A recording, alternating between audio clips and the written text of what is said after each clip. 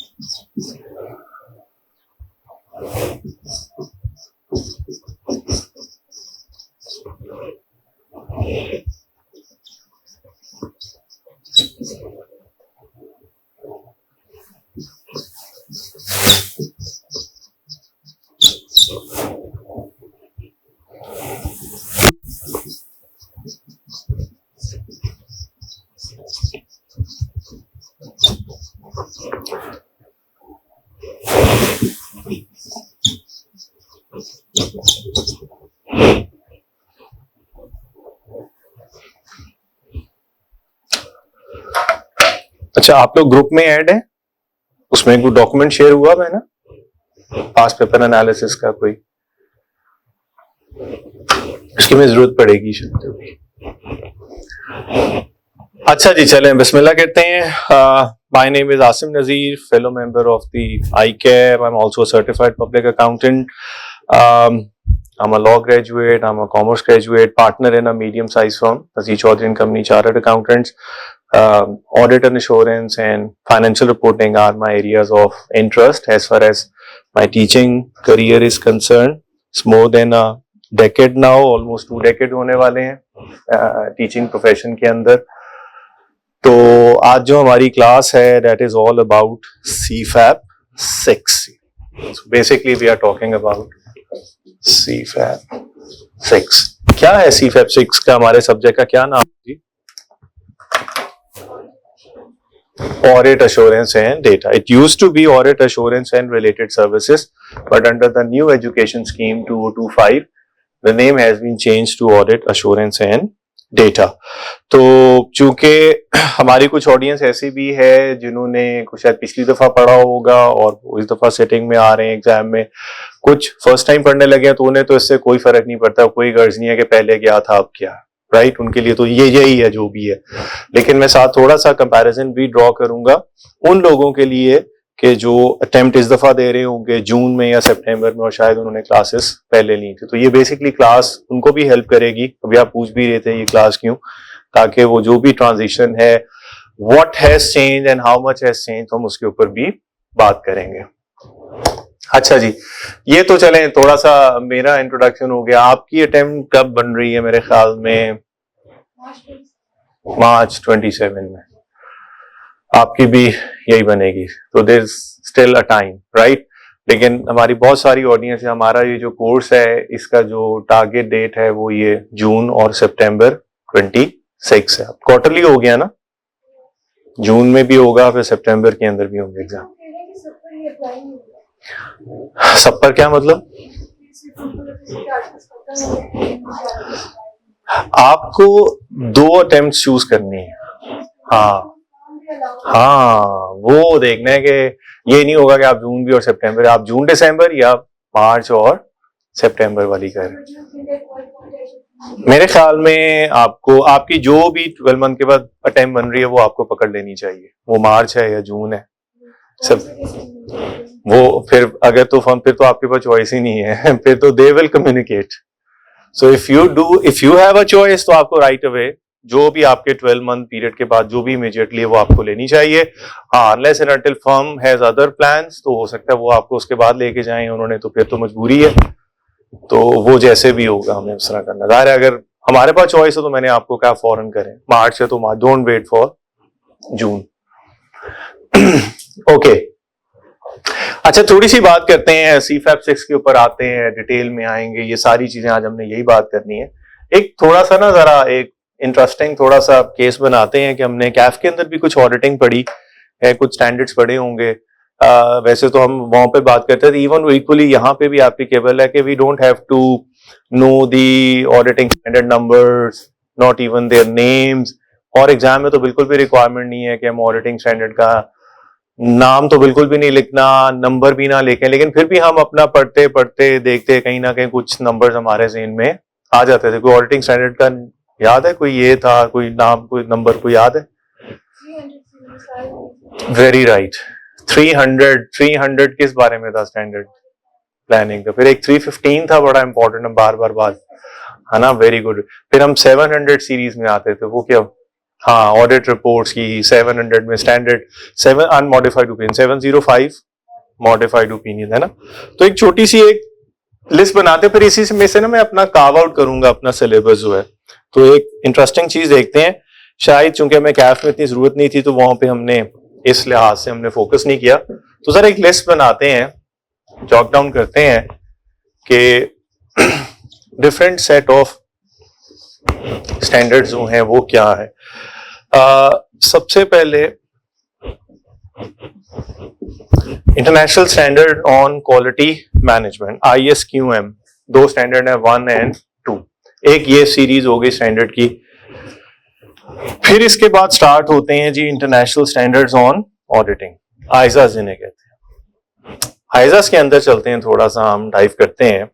और एक सीरीज है 200 से लेके 299, 300 से 499, 500 से 599,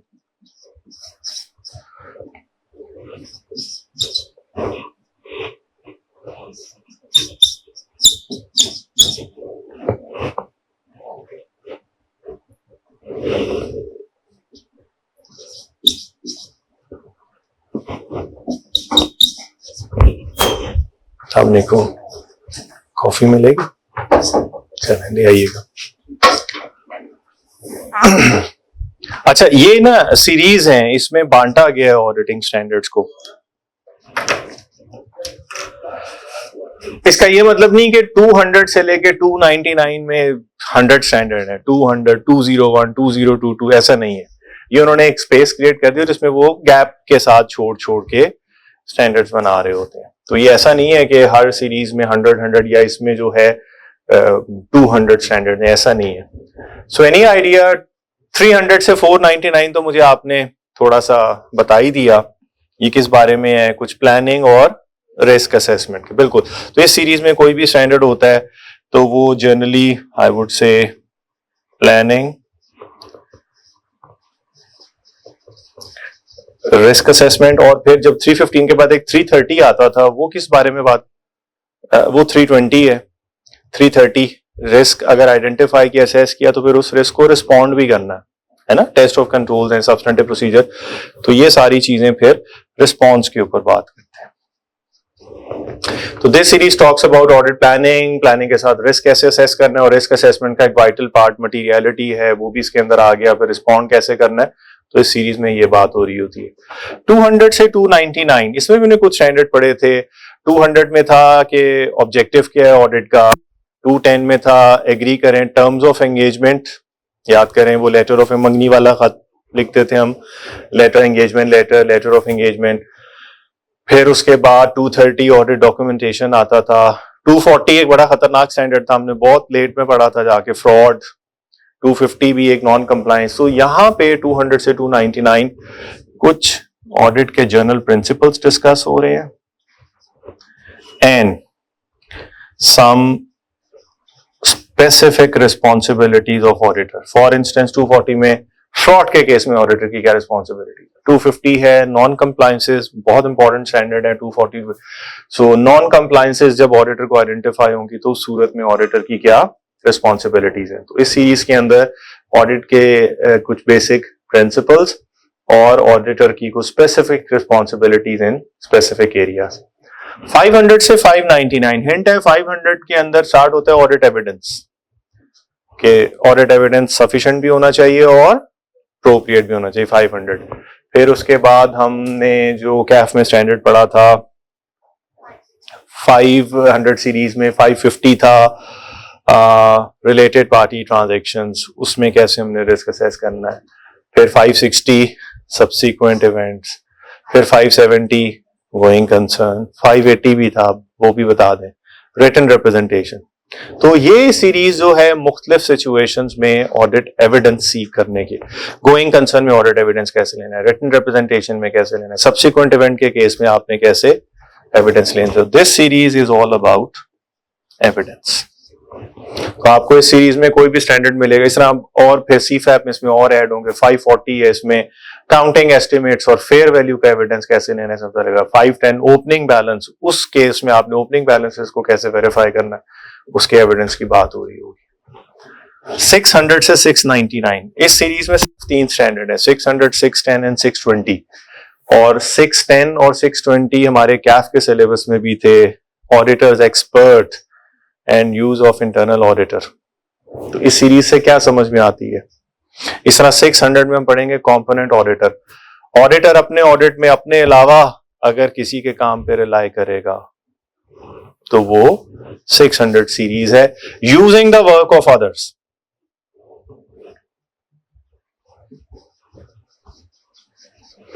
यूजिंग द वर्क ऑफ कि ऑडिट तो मैंने करना है, ओपिनियन तो मैंने देना है, लेकिन क्या मैं अपने ऑडिट में किसी और के किए हुए काम को भी यूज कर सकता हूं। तो 3 गाइडेंस है।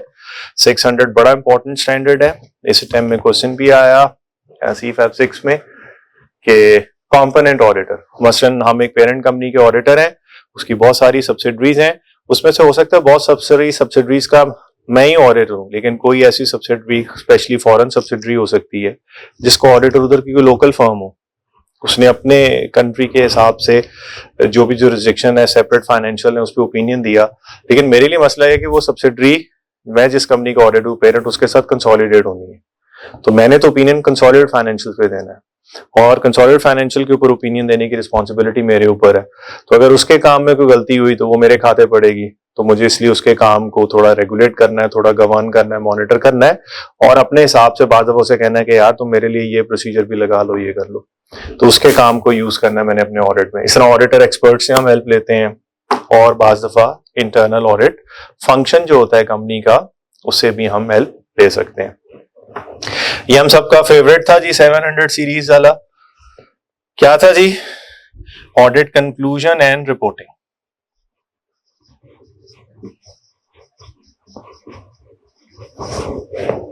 Audit conclusion and reporting. फिर उसके बाद एक आखिरी सीरीज है 800 प्लस सीरीज, जो कि कैफ में बिल्कुल भी नहीं थी, और ये सीरीज जो है ये बात करती है ऑडिट ऑफ स्पेशल एरियाज। हैं ऑडिट ही, लेकिन कुछ स्पेशल एरियाज। मैं आपको थोड़ी सी एग्जांपल देता हूं। इसमें 800 है, 805 है, और उसके बाद हमारे पास एक स्टैंडर्ड है 810, 3 स्टैंडर्ड हैं। आप गौर करें, हमने जो कैफ के अंदर जिन एंटिटीज का ऑडिट किया, और तो उसकी जो फाइनेंशियल स्टेटमेंट्स थी, एक तो वो complete set of financial statements का हम ऑडिट कर रहे होते थे। कंप्लीट सेट का मतलब है 5 स्टेटमेंट्स। लेकिन अगर कोई क्लाइंट मेरे पास आए कि जी मुझे सिर्फ स्टेटमेंट ऑफ फाइनेंशियल पोजीशन के ऊपर ओपिनियन चाहिए, मुझे सिर्फ इनकम स्टेटमेंट के ऊपर ओपिनियन चाहिए, मैंने बैंक से लोन लिया और बैंक ने जो सिक्योरिटी के तौर पे मेरे सिर्फ नॉन करंट एसेट्स जो हैं उसके ऊपर एज अ सिक्योरिटी उसने मुझे लोन दिया है, तो मैं एक सोल पार्टनरशिप कंसर्न हूं, मेरे लिए स्टैट्यूटरी ऑडिट तो कंपलसरी है ही नहीं। तो बैंकर कह रहा है कि आप सिर्फ ना नॉन करंट एसेट्स का जो स्केड्यूल है इसके ऊपर ओपिनियन लें, कंप्लीट सेट की जरूरत ही नहीं है, तो मैं क्यों इतने पैसे खर्च करूं, ना मेरी जरूरत है, मेरी जो जरूरत है। तो क्या इसके पास हमारा कोई सोल्यूशन है? इन स्टैंडर्ड्स में तो नहीं है। तो सारे standards complete set of financial, यहां पे एक स्टैंडर्ड हम पढ़ेंगे 805, जो ये कहता है कि एक स्टेटमेंट के अंदर भी एक एलिमेंट, एक डिस्क्लोजर, एक फिगर, उसके ऊपर ओपिनियन देना है तो हम कैसे देंगे। तो ये हम स्पेशल ये यहां पे पढ़ेंगे। फिर वहां जो complete set of financial statement की बात हो रही थी, वो सारी की सारी कुछ फ्रेमवर्क्स याद है आपको? फ्रेमवर्क की टाइप्स हमने कुछ बात की होगी, है ना? कौन से थे, अगर आइडिया हो?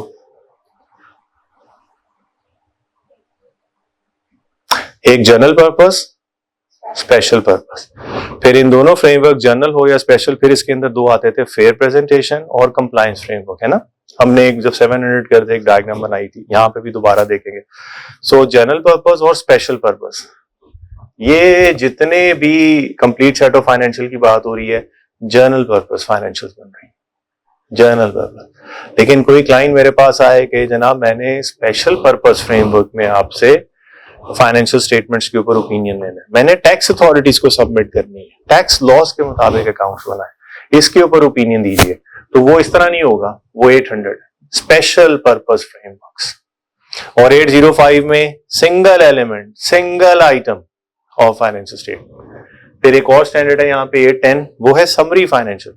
कुछ क्लाइंट्स होते हैं जिन्होंने अपने अकाउंट बाहर भिजवाने हैं कुछ समराइज करके, तो समरी बनी हुई है, समरी के ऊपर ओपिनियन चाहिए, वो भी इधर हम। तो स्पेशल एरियाज ऑडिट के, ये कंप्लीट सेट है और जनरल पर्पस है। इसके अलावा हम ये 800 सीरीज में बात करते हैं। यहाँ पे हमारे आइजाज खत्म हो जाते हैं। फिर कुछ और भी हमारे पास स्टैंडर्ड्स हैं हमारी फर्म के अंदर, शेल्फ में और भी स्टैंडर्ड्स की किताबें हैं, वो भी देखते हैं। एक तो क्वालिटी मैनेजमेंट के स्टैंडर्ड्स हो गए, दो हैं, दूसरी बुक एक आइजाज वाली है। फिर इसके बाद कोई और स्टैंडर्ड्स भी याद है? अच्छा पहले एक ऑडिट की बात कर लेते हैं, आइजा के साथ ही ना, इसी के अंदर एक IAPN, सिर्फ एक ही है ये, प्रैक्टिस नोट 1000, इसको कहते हैं इंटरनेशनल ऑडिटिंग प्रैक्टिस नोट।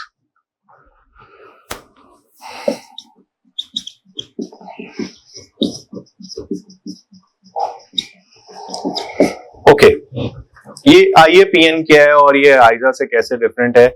ये बेसिकली स्टैंडर्ड की प्रैक्टिस या इंप्लीमेंटेशन के लिए गाइडेंस है। जब आपने रिपोर्टिंग स्टैंडर्ड्स पढ़ रहे थे IFRS, तो उसको कोई फ्रिक्स का नाम सुना था, है ना? वो क्या होते हैं? नहीं, इफ्रिक्स।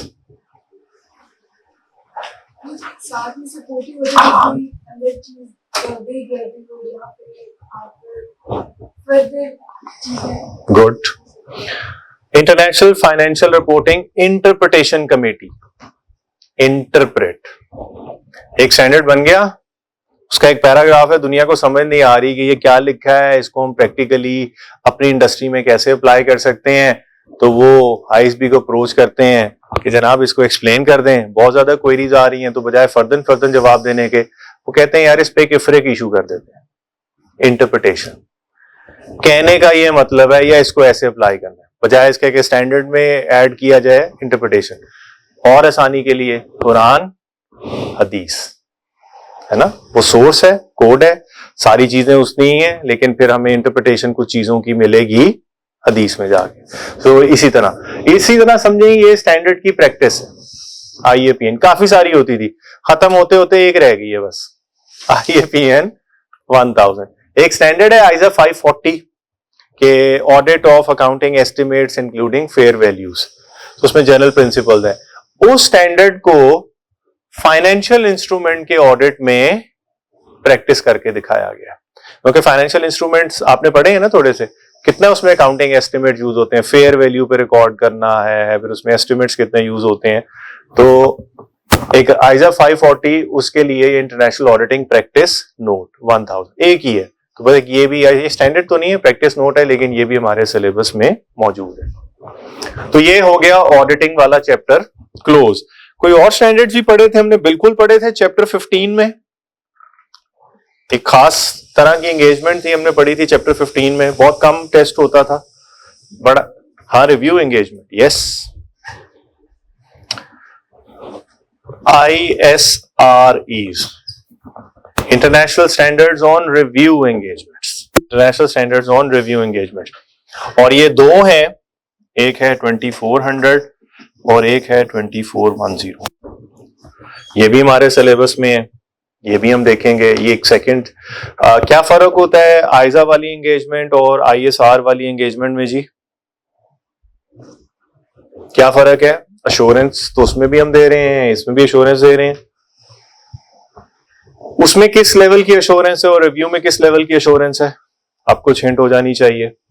एब्सोल्यूट अश्योरेंस किस में है? कहीं भी नहीं है, हो ही नहीं सकती। फिर ऑडिट में कौन सी अश्योरेंस है? रीजनेबल, और ये हाईएस्ट लेवल ऑफ अश्योरेंस है। और रिव्यू में वो क्या कह देंगे, उसे हाई है, इसको क्या कहते हैं, वो अगर रीजनेबल है तो ये लिमिटेड अश्योरेंस, लिमिटेड अश्योरेंस। ठीक है, ऑडिट के अंदर हम positive form of expression use करते हैं, यहां पे पॉजिटिव है तो यहां नेगेटिव। जब हमने चैप्टर 15 पढ़ा था तो हमने एक डिफरेंस नोट किए थे ऑडिट में और रिव्यू में, क्या क्या डिफरेंस है, पॉजिटिव, नेगेटिव, रीजनेबल, लिमिटेड या मॉडरेट। ठीक है, सो ये स्टैंडर्ड भी हम यहां पे डिटेल में पढ़ेंगे। आइए सारी एक और सेट ऑफ स्टैंडर्ड जिसका हमने तस्करा किया था लेकिन वो बिल्कुल भी हमारे सिलेबस में नहीं था, वो है जी international standards on assurance engagement, ISAEs। और इसमें पहले मैं स्टैंडर्ड्स जरा लिस्ट डाउन कर दूं। एक इसमें ISAE 3000 है, और फिर उसके बाद कुछ स्टैंडर्ड्स हैं स्पेसिफिक, जिसमें 3400 है, 3402 है, 3410 है एंड 3420। तो 5 स्टैंडर्ड है ISAE 3000 और 3400, 3402, 3410 एंड 3410।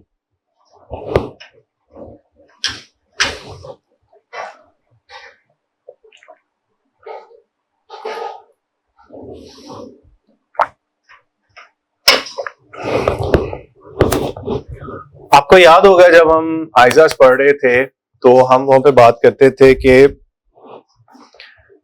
जो सब्जेक्ट मैटर है, 5 एलिमेंट्स से अश्योरेंस एंगेजमेंट के, उसमें एक एलिमेंट था सब्जेक्ट मैटर, जिस चीज के ऊपर आपने अश्योरेंस देनी है। सब्जेक्ट मैटर ऑडिट के लिए और इवन रिव्यू के लिए जरूरी था कि वो सब्जेक्ट मैटर हिस्टोरिकल भी हो और फाइनेंशियल भी हो, फिर हम ऑडिट कर सकते हैं या रिव्यू कर सकते हैं। कब ऑडिट की टर्म और रिव्यू की टर्म यूज होगी, हिस्टोरिकल हो सब्जेक्ट मैटर और फाइनेंशियल हो। तो इसका मतलब अगर हिस्टोरिकल कोई चीज है तो फिर कोई नॉन हिस्टोरिकल भी हो सकती है, फ्यूचर रिलेटेड भी हो सकती है। और जब मैं कह रहा हूं फाइनेंशियल हो तो फिर कोई सब्जेक्ट फाइनेंशियल है तो फिर नॉन फाइनेंशियल भी हो सकता है। तो ऑडिट और रिव्यू के लिए कॉम्बिनेशन है हिस्टोरिकल, और नॉन हिस्टोरिकल में से हिस्टोरिकल हो, फाइनेंशियल नॉन फाइनेंशियल में से फाइनेंशियल। ये हमारे इस सिलेबस के अंदर चीजें आ रही हैं, आप इनसे आगे जाके फेमिलराइज होंगे। यहां सिर्फ पॉइंट बना रहे हैं। अगर मेरे पास मेरा एक क्लाइंट आए और मुझे कहे सर ये मैंने बैंक को अकाउंट सबमिट करने हैं लेकिन ये अकाउंट 2025 के नहीं है, ये नेक्स्ट 5 इयर्स की प्रोजेक्शंस हैं। बैंक ने कहा कि आप हमसे लोन लेके क्या करेंगे, जरा अपने अगले 5 सालों की फोरकास्ट या प्रोजेक्शंस बना के लाएं। तो मैंने अपने अकाउंटेंट को कहा, उसने अकाउंट्स बना दिए 10% बढ़ा के और चीजें करके, सारा कुछ है। बैंक के पास ले गया, बैंक ने कहा ये तो आपने खुद बना लिया मैनेजमेंट, हम कैसे बिलीव करें। तो आप एक सीए फर्म के पास जाएं और इन अकाउंट्स के ऊपर भी अश्योरेंस लेके आए। तो मैं आपके पास आ गया जिसको ऑडिट कर दें, नहीं, हम कहेंगे इसको ऑडिट नहीं हो सकता, क्योंकि ऑडिट सिर्फ इवन रिव्यू भी नहीं हो सकता, क्योंकि उसके लिए ये तो नॉन हिस्टोरिकल है। इसका क्या सोल्यूशन है, अश्योरेंस तो चाहिए। ये वो स्टैंडर्ड है जहां पे सब्जेक्ट मैटर जब नॉन हिस्टोरिकल हो जाए या नॉन फाइनेंशियल हो जाए या दोनों या एनी ऑफ दिस, यानी कोई भी उल्टी सीधी अजीबो गरीब चीज के ऊपर जब भी हमें कोई अश्योरेंस देनी है तो हमें इन स्टैंडर्ड्स में जाना पड़ेगा, वो नॉन हिस्टोरिकल हो जाए या नॉन फाइनेंशियल हो जाए। फ्यूचर के अकाउंट्स हैं जनाब, अब इसके ऊपर अब हम ये देखेंगे कि इसके ऊपर एक स्पेसिफिक, क्योंकि ये बहुत रूटीन में चीज है, 3400 है इस चीज के ऊपर, examination of prospective financial information, इसके ऊपर कैसे करना है। तो उसके लिए हम उन स्टैंडर्ड से हेल्प नहीं लेंगे, स्टैंडर्ड में होगा। आपके ख्याल में वो ज्यादा आसान है काम करना ISAE ISRE पे, या ये स्टैंडर्ड ज्यादा आसान लग रहे हैं आपको? जनरल आपकी फीलिंग क्या है? वो आसान है, क्योंकि हिस्टोरिकल चीज को वेरीफाई करना, उसका सफिशिएंट अप्रोप्रिएट वाउचर निकाल लो, वाउचिंग कर लो, ट्रेसिंग कर लो, चीजें, ये तो फ्यूचर की बात है। मैं 2 साल बाद एक प्लांट खरीदूंगा जो $25,000 का होगा, अब मैं कहूँगा बिल लाओ, बिल कहां से भाई, तो मैं खरीदूंगा, तो इसके लिए एविडेंस नेचर फर्क हो जाएगी, मुश्किल है, ये ज्यादा सब्जेक्टिव है। फिर इस तरह फाइनेंशियल स्टेटमेंट्स में फाइनेंशियल इंफॉर्मेशन होती है, फिगर्स होती हैं, अमाउंट्स होते हैं, डिस्क्लोजर होते हैं। नॉन फाइनेंशियल, ये जो आपने कल अभी सब्जेक्ट जिसका इंट्रोडक्शन लिया सस्टेनेबिलिटी, नॉन फाइनेंशियल, उसमें फाइनेंशियल के साथ साथ नॉन फाइनेंशियल इंफॉर्मेशन भी होगी। आपने सुना होगा corporate social responsibility, CSR reports होती हैं। कंपनी कहती है कि हम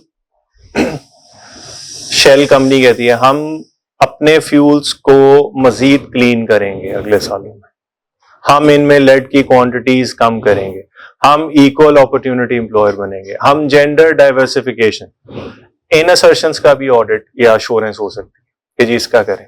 अब ये नॉन क्वांटिफाइबल है, ये फाइनेंशियल नहीं है, लेकिन इसके ऊपर भी एविडेंस लेना, तो ये भी इसके अंदर ही आएगा यहाँ पे, या इसमें चीजें कुछ नॉन हिस्टोरिकल हैं, कुछ या नॉन फाइनेंशियल। सो जब भी हमारा सब्जेक्ट मैटर शिफ्ट करेगा either from financial and historical और उसके ऊपर अश्योरेंस चाहिए होगी क्लाइंट को, तो हम इन स्टैंडर्ड से रुजू करेंगे। ये भी अब हमारे सिलेबस में वो नहीं है। जब हम कैफ में फर्स्ट शुरू के लेक्चर बनाते थे तो एक टाइप्स ऑफ एंगेजमेंट्स हम एक डायग्राम बनाते थे और वहां पे हम इसको भी लेके आते थे, फिर मैं ऐसे करके क्रॉस लगा देता था कि सिलेबस। अभी एक और भी जगह क्रॉस लगाता था, एक और भी स्टैंडर्ड आ रहे हैं, शायद आपको याद है, international standard on related services. हम रिलेटेड सर्विसेज की बात भी करते थे। बस ये आखिरी सेट ऑफ स्टैंडर्ड यहाँ पे आ रहे हैं, ISRS, international standard on related services. और ये भी जो हैं सिर्फ दो हैं जी, 4400 और 4410। शायद आपको अब याद आ जाए, 4400 था एग्रीड अपॉन प्रोसीजर्स,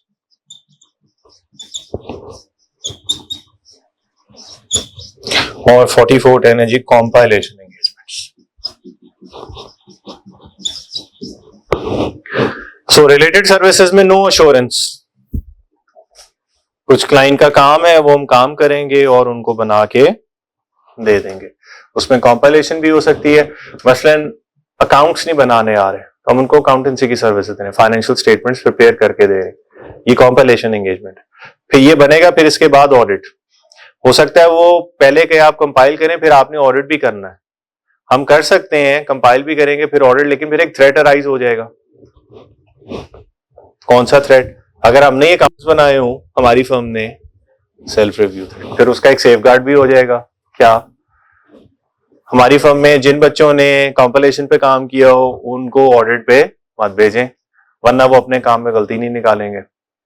ठीक है, सो ये कंपाइलेशन और फिर उसके बाद अश्योरेंस। तो इस तरह एग्रीड अपॉन प्रोसीजर्स भी है, लाइक इंटरनल ऑडिट। क्लाइंट कहता है जी कि मेरा स्टॉक चेक कर दें, स्टॉक काउंट कर दें, not as part of audit, as a separate assignment. हम ऑडिट में भी इंटरनल कंट्रोल टेस्ट करते हैं, लेकिन वो सेपरेट असाइनमेंट के आप मेरे इंटरनल कंट्रोल डिटेल में देगा, आपने काम ही इंटरनल, मुझे सजेशंस दीजिए, मेरे से पैसे लें और मेरे कंट्रोल्स को इवेल्युएट करें और ठीक, not as part of audit. वो तुम ऑडिट के लिए कर रहे थे तो डिटेल में। सो ये रिलेटेड सर्विसेज भी हमारे सिलेबस में।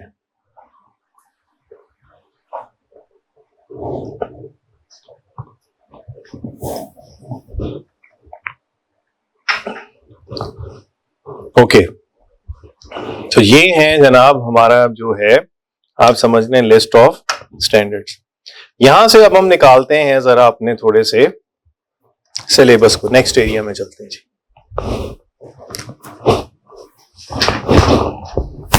Let's talk about syllabus. और आपके साथ जो हमने ग्रुप में एक PDF फाइल शेयर की है, बेसिकली पास्ट पेपर एनालिसिस, जो कि मैं कैफ में भी देता था, रिपोर्टिंग में भी और ऑडिट में भी, और उसके साथ साथ जो हमारा CFAP 6 का सिलेबस है ICAP का, वो भी शेयर होगा। 2 फाइल्स होंगी, जरा चेक करके बताएं।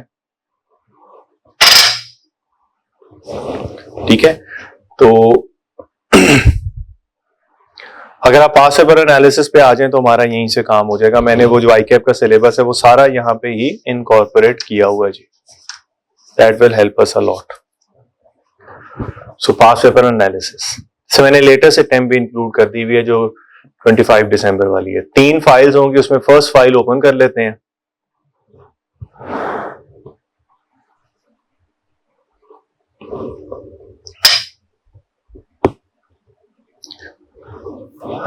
ओके, सबसे पहले इस पास पेपर एनालिसिस वाली शीट हो गया आपके पास भी।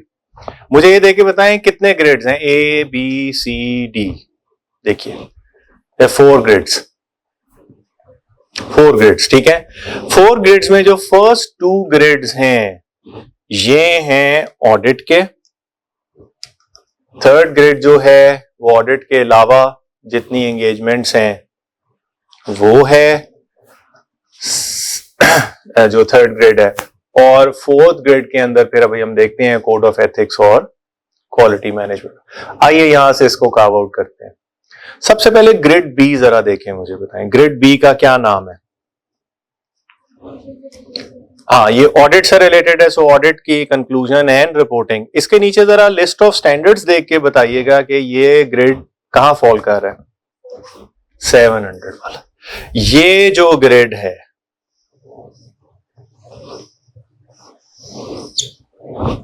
This is grade C, B और सी। बी कितने मार्क्स हैं जी इसके? 15 to 25। सो मिनिमम 15 और मैक्सिमम अप टू 1/4, 25 नंबर भी आ सकते हैं। मिड में ले तो 20, 1/5 ऑफ पेपर जो है वो इस ग्रेड में फॉल करता है। और स्टैंडर्ड कौन कौन से हैं? 700, 701, 705, 706, 710 एंड 720। ये टोटल 700 सीरीज के स्टैंडर्ड है, ये ग्रेड बी है। ठीक हो गया। इसके ऊपर चलते हैं ग्रेड ए। ग्रेड ए का नाम देखिएगा, ऑडिट है लेकिन इसमें क्या है, ऑडिट के साथ प्लानिंग, रिस्क एंड परफॉर्मेंस। और जरा स्टैंडर्ड की लिस्ट देखना शुरू कीजिए, कहां से स्टार्ट हो रहा है? 200 से चलता जा रहा है और कहां पे खत्म होता है सबसे आखिरी? 600, 610, 620। तो ये क्यूएम वाले को छोड़ देते हैं। ये जो आइजाज के अंदर हमने ये 600, 200 से लेके 600 सीरीज तक जो है, this is our grade A. और इसकी वेटेज कितनी है? 40 to 50, almost half of the paper. So मैं जरा उन लोगों को भी थोड़ा सा रिमाइंड कराता हूं जिन्होंने लास्ट सिलेबस देखा था। लास्ट सिलेबस और इस न्यू सिलेबस में सिर्फ यही एक फर्क है, there used to be 5 grades in our previous attempt. और 5 ग्रेड्स में जो पहले ए और बी ग्रेड था, पहले इस वक्त जो ये ए ग्रेड है ना, इसके भी उन्होंने 2 पोर्शन किए हुए थे। इसमें जो ये 315, ये जो रिस्क असेसमेंट वाला था ना, इसका एक सेपरेट ग्रेड बनाया हुआ था उन्होंने। यानी जनरल रिस्पॉन्सिबिलिटीज और ये एविडेंस, ये सब एक था, और रिस्क असेसमेंट अलहदा कर दिया था। इस दफा उन्होंने लॉजिकली उन्होंने ये किया, उन्होंने कहा कि यार ये इसके अंदर से अलहदा क्यों कर रहे हैं, ये इसका एक ही ग्रेड बना। और इवन मार्क्स भी एग्जैक्टली मर्ज हो गए। पहले रिस्क के 15 से 20 थे, बाकी ए के 30 to 40 थे, वो दोनों को उन्होंने मर्ज कर दिया। सिर्फ ये चेंज है और कोई चेंज नहीं है सिलेबस में। जो पहले ग्रेड ए बी और टोटल 5 ग्रेड से, ए से लेके ई तक, यानी ऑडिट के 3 ग्रेड थे, ए बी और सी, तो उन्होंने ए और बी को मर्ज कर दिया। सी उस वक्त जो था वो बी बन गया, जो वहां डी था वो अब सी बन गया, जो ई था वो डी बन गया। तो बेसिकली 2 ग्रेड्स को उन्होंने मर्ज कर दिया, ए और बी को। अब प्लानिंग भी है, रिस्क असेसमेंट भी है, एविडेंस भी है, सी के अंदर रिस्पॉन्स भी और सारी चीजें। तो ये एक मेजर डिफरेंस है जो मैंने कहा मैं हाईलाइट करूं पिछले एग्जाम सेटिंग से। जो मैंने आपके साथ अभी पास पेपर एनालिसिस शेयर किया वो इस रिवाइज ग्रेड के मुताबिक वो मैंने सारी चीजें। दूसरा काम इस पास पेपर में आप ये देख रहे होंगे कि हर ग्रेड के अंदर जो जो स्टैंडर्ड है, उस स्टैंडर्ड के सामने हर अटेम्प्ट में, जिस अटेम्प्ट में जो भी क्वेश्चन आया है, क्वेश्चन नंबर और मार्क्स, और कई जगह प्लस का साइन लिखा होगा। प्लस का साइन का मतलब है कि वो डायरेक्टली तो क्वेश्चन नहीं था, बट उसके अंदर उस स्टैंडर्ड से रिलेटेड कुछ एलिमेंट्स थे।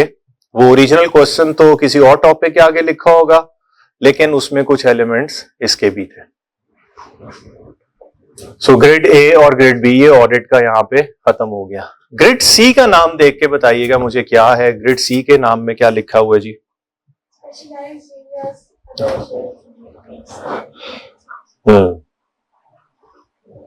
और मार्क्स प्लीज।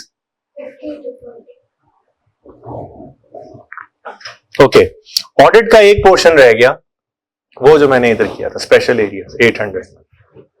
ठीक है, अच्छा बाय द वे ये जो IAPN है ना, ये भी इसके, क्योंकि 540 से रिलेटेड थी, ये भी इसके अंदर ही है, यानी इस ग्रेड ए के अंदर है IAPN इसके, बल्कि होगा भी इस ग्रेड में, देखे नीचे जाके कहीं IAPN 1000 भी आ रहा होगा, इसमें देखिएगा मेंशन किया हुआ कहीं हमने ग्रेड ए में।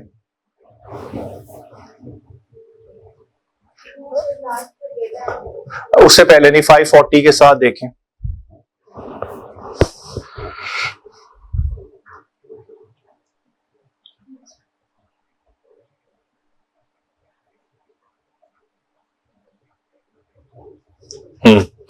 ओके, बहरहाल ये 540 के साथ ही जो है ना हमारा इंक्लूड हो जाता है, ये IAPN 1000 जो 540 है उसके साथ ही हम इसको इंक्लूड करते होते हैं।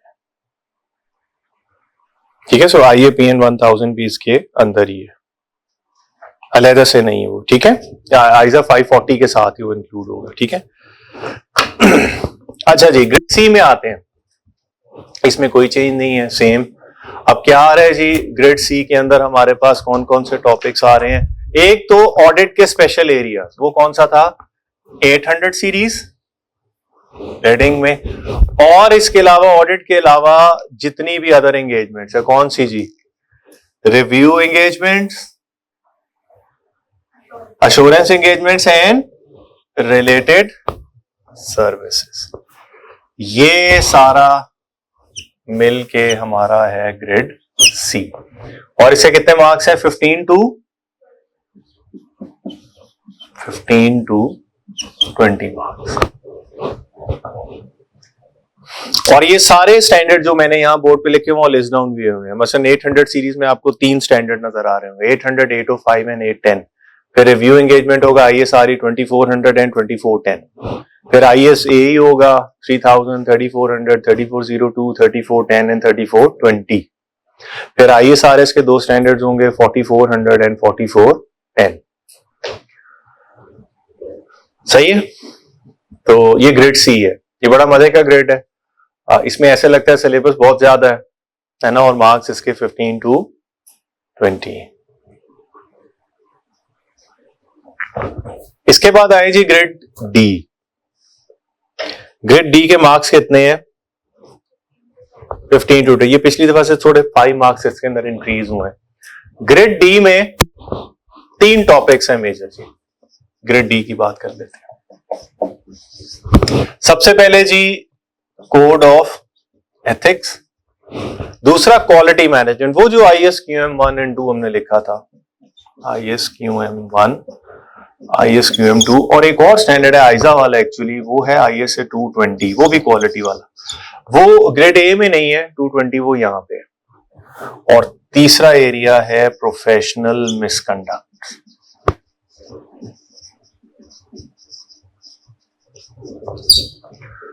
Nine out of 10 time, rather I would say 9.5 out of 10 time इस ग्रेड में से कोड ऑफ एथिक्स पे क्वेश्चन आता है।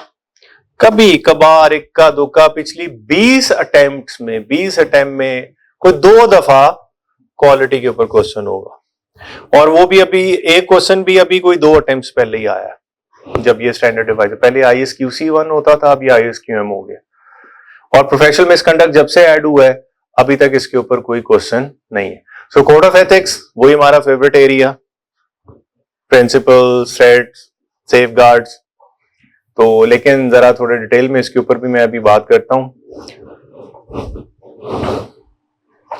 और इस दफा जो कोड ऑफ एथिक्स है वो है 2024, इसके ऊपर मैं बात करता हूं। पहले हमने 2019 पढ़ा होता है, इसके ऊपर मैं अभी हाईलाइट करता हूं कि इसके अंदर कोई चेंज है भी या नहीं है, या क्या है। जाहिर है चेंज तो होगी, अगर 2019 के बाद 2024 में हम आ रहे हैं कोड ऑफ एथिक्स में। सो कोड ऑफ एथिक्स आप देखेंगे, कोड ऑफ एथिक्स में हर दफा आपको क्वेश्चन नजर आ रहा होगा। एक जरा देख के बताएं क्वालिटी मैनेजमेंट का कब लास्ट टाइम क्वेश्चन आया, इसी फर्स्ट शीट पे देखिएगा।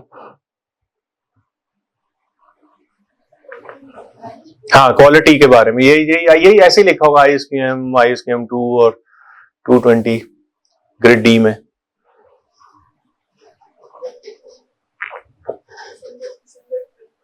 दिसंबर 20 नहीं, इसके बाद भी होगा एक।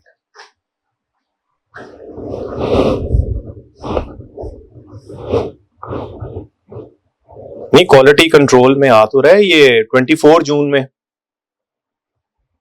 क्वेश्चन नंबर 6 12 मार्क्स के लिए 24 जून में, ऊपर वो कॉलम में मुझे नजर आ रहा है 24 जून में क्वेश्चन नंबर 6 12 मार्क्स। और अगर मैं इससे पीछे जाता हूं तो फिर कहीं, हाँ 20 दिसंबर में आया एक, आप सही कह रही हैं, और उससे पीछे देखें तो कोई पीछे जाके,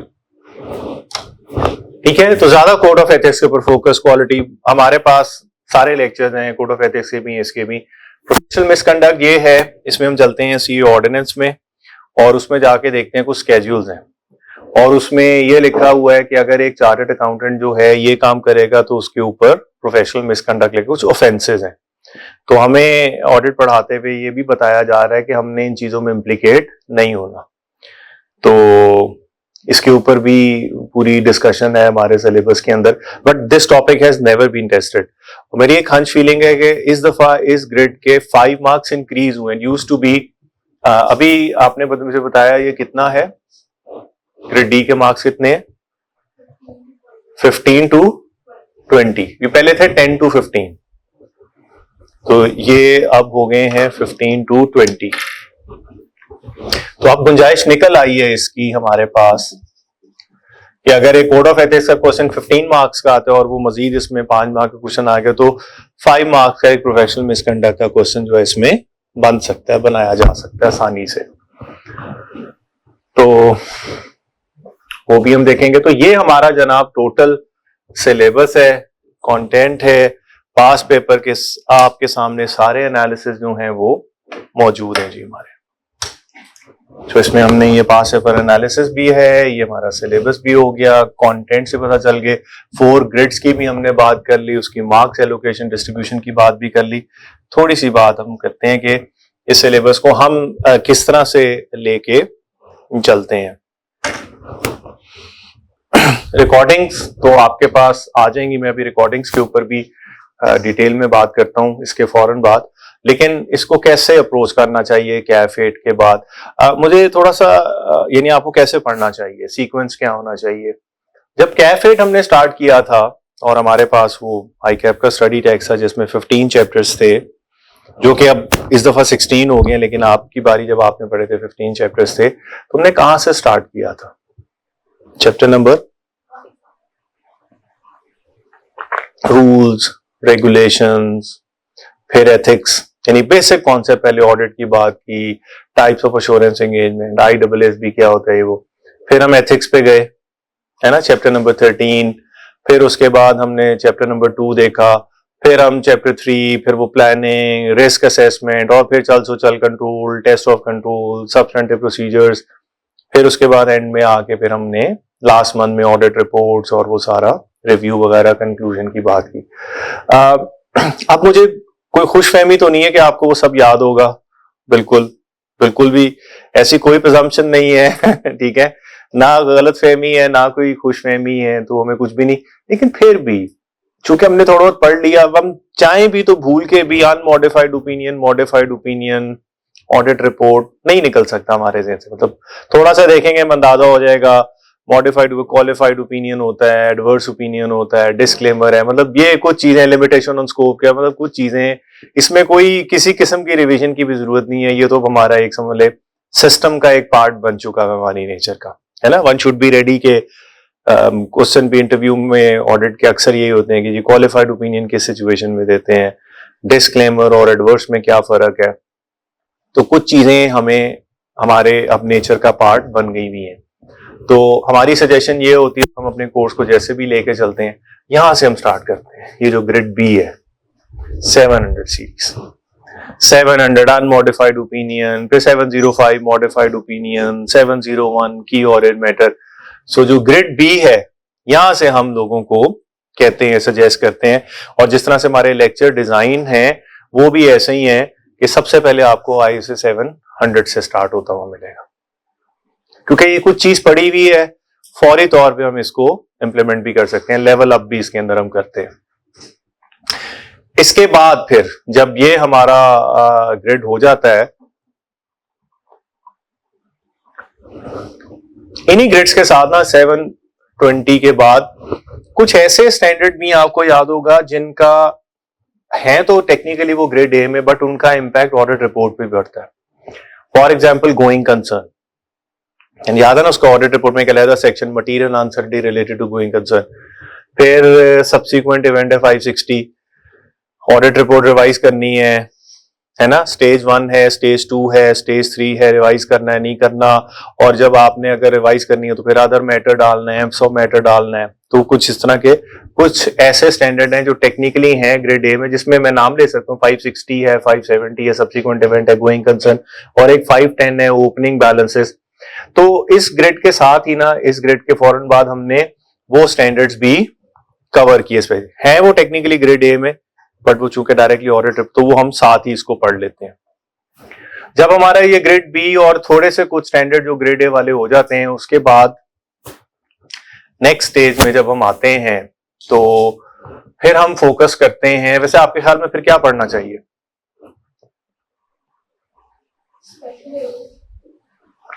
हाँ, स्पेशल एरियाज भी साथ ही करते हैं। तो ग्रेड सी में से, क्योंकि वो ऑडिट का चल रहा होता है सिलसिला, तो साथ ही 800 सीरीज भी कवर हो जाती है, लेकिन ये नहीं, अभी ये नहीं। तो पहले 700 सीरीज, फिर कुछ साथ वो 560, 570 और 510 की मैंने बात की जो रिपोर्ट के साथ, उसके बाद 800 सीरीज हम कर लेते। यहां तक करते करते थोड़ा सा ऑडिट के साथ हम थोड़ा सा बोर होना शुरू हो जाते हैं, फिर हम कहते हैं थोड़ा सा मूड चेंज करते हैं। उसके बाद फिर हम आ जाते हैं कोड ऑफ एथिक्स, और इस दफा आपने कोड ऑफ एथिक्स की जो बुक है वो आप पढ़ें, वो हम आपको पढ़ना सिखाएंगे उसके अंदर, लेक्चर्स के अंदर। उसके ऊपर मैंने अभी थोड़ा सा बात भी करना है 2019 और 2024 के अंदर। सो जब कोड ऑफ एथिक्स कर लेते हैं उसके साथ ही क्वालिटी मैनेजमेंट भी हो सकता है, हो जाता है, प्रोफेशनल मिसकंडक्ट भी हो जाता है, और फिर उसके बाद हम जाते हैं आइजास के अंदर। और एक क्वेश्चन जो आपको हर अटेम्प्ट में फ्रीक्वेंटली नजर आएगा, कोई एक स्टैंडर्ड ऐसा देख के बताएं जिसके आगे आपको हर अटेम्प्ट में क्वेश्चन नजर आ रही है विदाउट एनी ब्रेक, और मेरे ख्याल में उसके बगैर ऑडिट का पेपर को सेट भी नहीं हो सकता। ग्रेड ए में ढूंढना है आपने वो एक स्टैंडर्ड, रिस्क असेसमेंट, एक 1 पेज सिनेरियो, और नीचे लिखा होगा identify and explain audit risk in the above scenario, और क्लासिकली 20 मार्क्स, तकरीबन बार 20 मार्क्स 20 मार्क्स। और मैंने कहा कि ये पहले इसका एक बकायदा ग्रेड ही लहदा था, 15 to 20 मार्क्स उसने पूछना ही पूछना होता, लेकिन इवन ये मर्ज हो गया, बट स्टिल ग्रेड ए के 40 to 50 मार्क्स हमने कहा ये पूरे ही नहीं हो सकते अगर वो रिस्क असेसमेंट का क्वेश्चन नहीं पूछेगा। तो इस क्वेश्चन ने आना ही आना होता है। उसके बाद ना फिर हम स्टैंडर्ड में नहीं, लेकिन ऑडिट रिस्क के क्वेश्चंस को सॉल्व करना सीखते हैं। Past paper question, audit risk technique जो हमने कैफ में भी सीखी थी यहाँ पे, और यहाँ पे लेवल अप करते हैं। सो ऑडिट रिस्क, और आपके ख्याल में कैफ वाले ऑडिट रिस्क और सीफैप 6 के ऑडिट रिस्क के क्वेश्चन में क्या फर्क होगा? रिस्क तो वही है, इनहेरेंट रिस्क, कंट्रोल रिस्क है, डिटेक्शन रिस्क है, सिग्निफिकेंट रिस्क होते हैं, रिस्क जो है असर्शन लेवल भी होते हैं, फाइनेंशियल स्टेटमेंट लेवल भी होते हैं। बेसिक डिफरेंस क्या होगा? किस तरह वो कैसे एडवांस होगा, क्या होगा उसके अंदर, क्या एडवांस चीजें होंगी?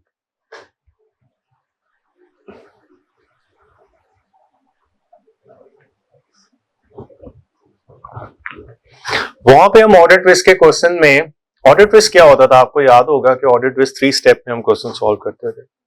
सबसे पहले उसमें देखते थे कि बिजनेस रिस्क क्या, फिर काउंटिंग, फिर ऑडिटिंग, एंड पे और किस चीज के ओवरस्टेट होने का अंडरस्टेट, अकाउंटिंग। फर्क अकाउंटिंग का पड़ जाना, वहां पे बच्चों वाली accounting, inventory, lower of cost and NRV, IS2, IS16, capitalize नहीं किया, ये रिपेयर मेंटेनेंस है, ये इंटेंजिबल है, ये ऐसे हो गया, सू हुआ है, प्रोविजन नहीं हुई, ये चीजें भी। लेकिन इसके साथ अब जो अकाउंटिंग इश्यूज होंगे वो सीफैप 1 लेवल के होंगे, शेयर बेस्ड पेमेंट, रेवेन्यू, लीजेस, यानी वो आपकी जिस तरह आप अकाउंटिंग रिपोर्टिंग के साथ आप सीफैप 1 में आ रहे हैं, उसी तरह आपकी ऑडिटिंग। हमने ऑडिट में करना क्या है, फाइनेंशियल स्टेटमेंट्स के ऊपर ओपिनियन देना, तो फाइनेंशियल स्टेटमेंट्स का लेवल बढ़ रहा है। अब ऑडिट रिस्क में ये चीजें आनी नहीं, ये तो बहुत अच्छी बात है। रूल ये है कि जब आप ऑडिट का पेपर दे रहे हो तो आपने रिपोर्टिंग पढ़ी होनी चाहिए। यानी ऐसा ना हो कि एक बंदा कह रहे जी मैं C5 का पेपर दे रहा हूं और अभी मैंने रिपोर्टिंग पढ़ी ही नहीं है। ठीक है, पढ़ी होनी चाहिए। वो साथ साथ पढ़ रहे हैं, बहुत अच्छी बात है। बाय द टाइम आप अपेयर होंगे आपने पढ़ी होनी चाहिए, चाहे वो अटेम्प्ट आप दें या ना दें। और इसीलिए थोड़ा डिले में भी आता है वो सारी चीजें। लेकिन ऑडिट में जो रिपोर्टिंग की चीजें टेस्ट होने का तरीका है वो हम ऑडिट के एंगल से देखते हैं। इसी के अंदर नोट्स हैं, इसी के वो अकाउंटिंग इश्यूज भी हैं, स्टैंडर्ड वाइज हैं, और वो साथ साथ आप जब रिपोर्टिंग में पढ़ रहे होते हैं तो वो कवर भी हो जाते हैं। लेकिन ये आपने खास तौर पे याद रखनी है कि यहाँ पे कॉम्प्लेक्स अकाउंटिंग इश्यूज होंगे, वो छोटे मोटे बच्चों वाले नहीं होंगे। इन्वेंट्री सूख रही है, गल रही है, ये आप कहेंगे ये रिस्क NRV पे होनी चाहिए। थोड़े कॉम्प्लेक्स अकाउंटिंग का फर्क होना, बाकी तो चीजें वही हैं। सो मेन डिफरेंस ये होगा। और रिस्क के साथ ही आपको पता है फ्रॉड बेस्ड फैक्टर्स भी होते हैं। रिस्क एरोनियसली भी हो सकता है, रिस्क ऑफ मिसस्टेटमेंट जो है एरर से भी हो सकता है, मिसस्टेटमेंट और फ्रॉड से भी हो सकता है। तो इसी के अंदर वो 240 भी आ जाता है साथ में, फ्रॉड बेस्ड फैक्टर्स भी, वो भी इसके साथ ही हम पढ़ते हैं। सो रिस्क के काफी कॉम्प्रिहेंसिव हम प्रैक्टिस करते हैं। फिर जब हम रिस्क से फारिग हो जाते हैं फिर उसके बाद ग्रेड A के बाकी स्टैंडर्ड्स के ऊपर हम फोकस करते हैं। इसमें बदल बदल के जो हैं वो कुछ चीजें आ रही होती हैं, वो भी हम पढ़ते तो हम सारे हैं, लेकिन वो सारे उसमें एनालिसिस में मौजूद है। और फिर एंड पे आके ये जो अदर एंगेजमेंट्स, रिव्यू, अश्योरेंस और रिलेटेड सर्विसेज। सो ये हमारा इस तरह से कोर्स प्लान होता है। इसी तरह हमने लेक्चर डिजाइन किए हुए हैं और सारा कुछ है जी।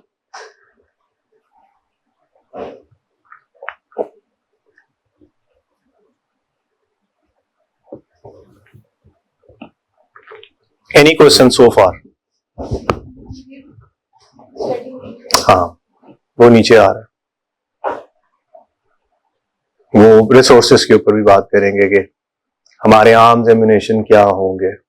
उससे पहले एक ये भी है, लेकिन अभी तक कोर्स के कंटेंट, सिलेबस, प्लान किस तरह से हम लेके चल रहे हैं। तो एक बार रिपीट करते हैं, 700 सीरीज, इसके साथ कुछ 2-3 स्टैंडर्ड जो रिपोर्ट को फेक करते हैं, फिर 800 सीरीज, उसके बाद code of ethics, quality, professional misconduct, उसके बाद रिस्क असेसमेंट, उसके बाद बाकी ग्रेड A के स्टैंडर्ड, और फिर एंड पे ये अदर एंगेजमेंट्स। इसमें अदर एश्योरेंस भी हैं, और यानी रिव्यू एंगेजमेंट हो गई, और ISAs हो गया, अदर एश्योरेंस एंगेजमेंट्स भी हैं, और रिलेटेड सर्विसेज भी हैं।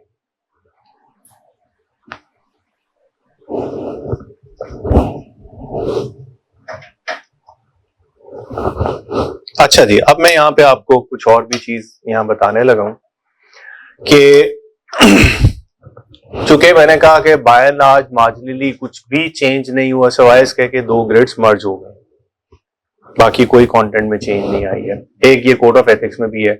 तो हमने ये प्लान किया है कि आपको ये सारे लेक्चर्स जो हैं प्रॉपर वे में, एक ऑर्गेनाइज वे में मिलेंगे। मसलन कैसे, वो हम इंशाल्लाह नेक्स्ट वीक से आपको रिलीज करना शुरू कर देंगे।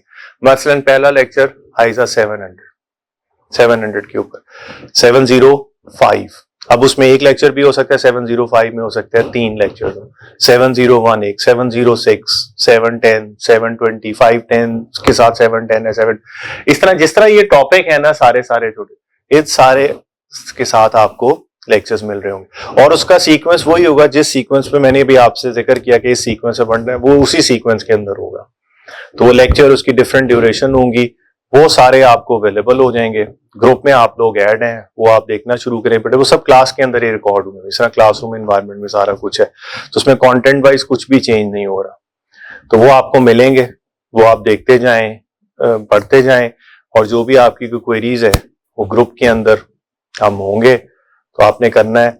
और मेरी हमेशा कोशिश होती है कि एक दिन में एक दफा मैं जरूर एक टाइम ग्रुप में जाके जो भी क्वेरीज हैं वो मैं जरूर रिजॉल्व करता हूँ।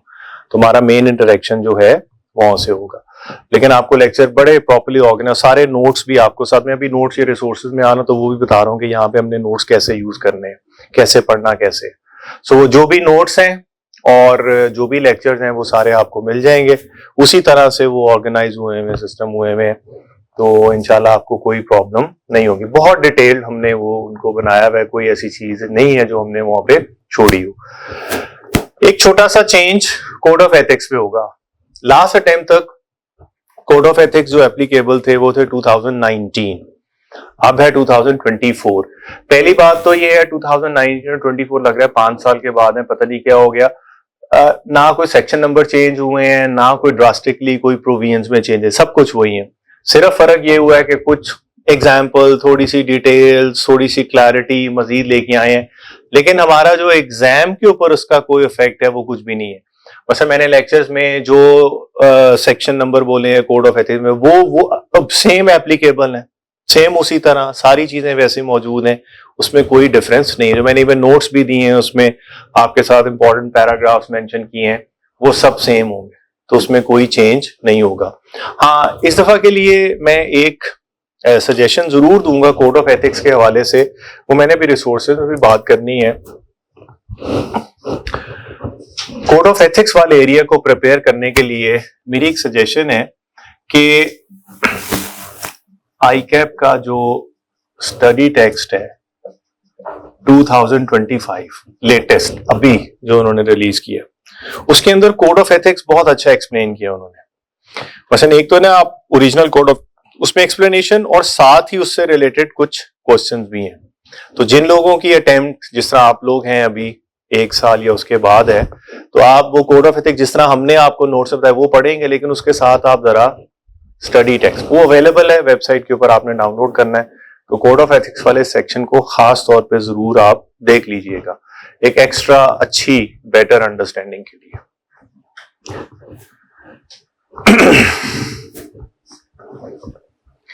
अच्छा जी, चलें अब लास्ट एरिया के ऊपर आते हैं, जरा इसको थोड़ा सा हम कंक्लूजन की तरफ चलते हैं।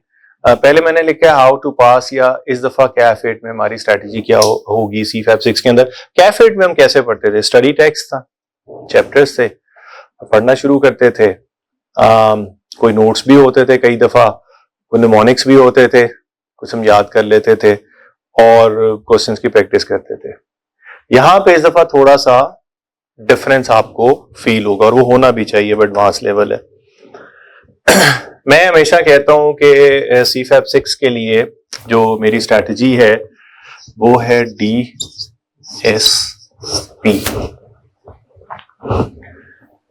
D stands for diagram, S for standards, important paras, and P is practice। Diagram, standard and practice. क्योंकि स्टैंडर्ड्स ये वो स्टैंडर्ड है, भी रिसोर्सेज में आएंगे जो आप एग्जाम हॉल में भी लेके जा सकते हैं। It's an open book policy.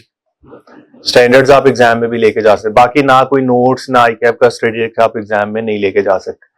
हमने क्या किया, जब आप फर्स्ट लेक्चर प्ले करेंगे 700, 705, 701, वो स्टार्ट होगा, नोट्स में आपको मैंने दी होगी 1 पेज समरी, यानी उस स्टैंडर्ड में all that is needed to be known, वो सब उस 1 पेज के ऊपर, वो हैंडमेड डायग्राम होगी।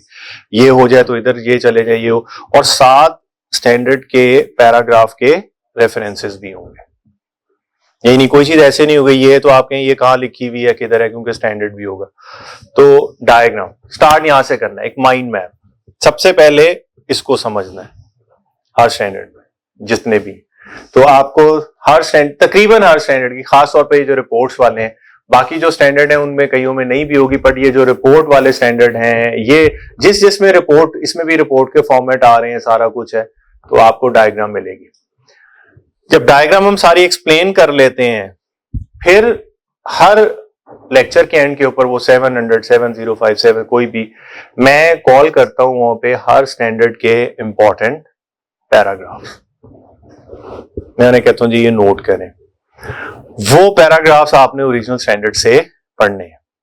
उसमें से बहुत सारे पैराग्राफ्स डायग्राम को जब हम एक्सप्लेन कर रहे होते हैं उसके अंदर वो कवर हो जाते हैं, लेकिन फिर भी कुछ ऐसे पैराग्राफ्स होते हैं जो मैं चाहता हूं कि आप पढ़ें, माइंड अप्लाई करें, और उसके बाद जो उन पैराग्राफ में एक्स्ट्रा चीज है वो भी फिर मैंने खुद से एक्सप्लेन की हुई है।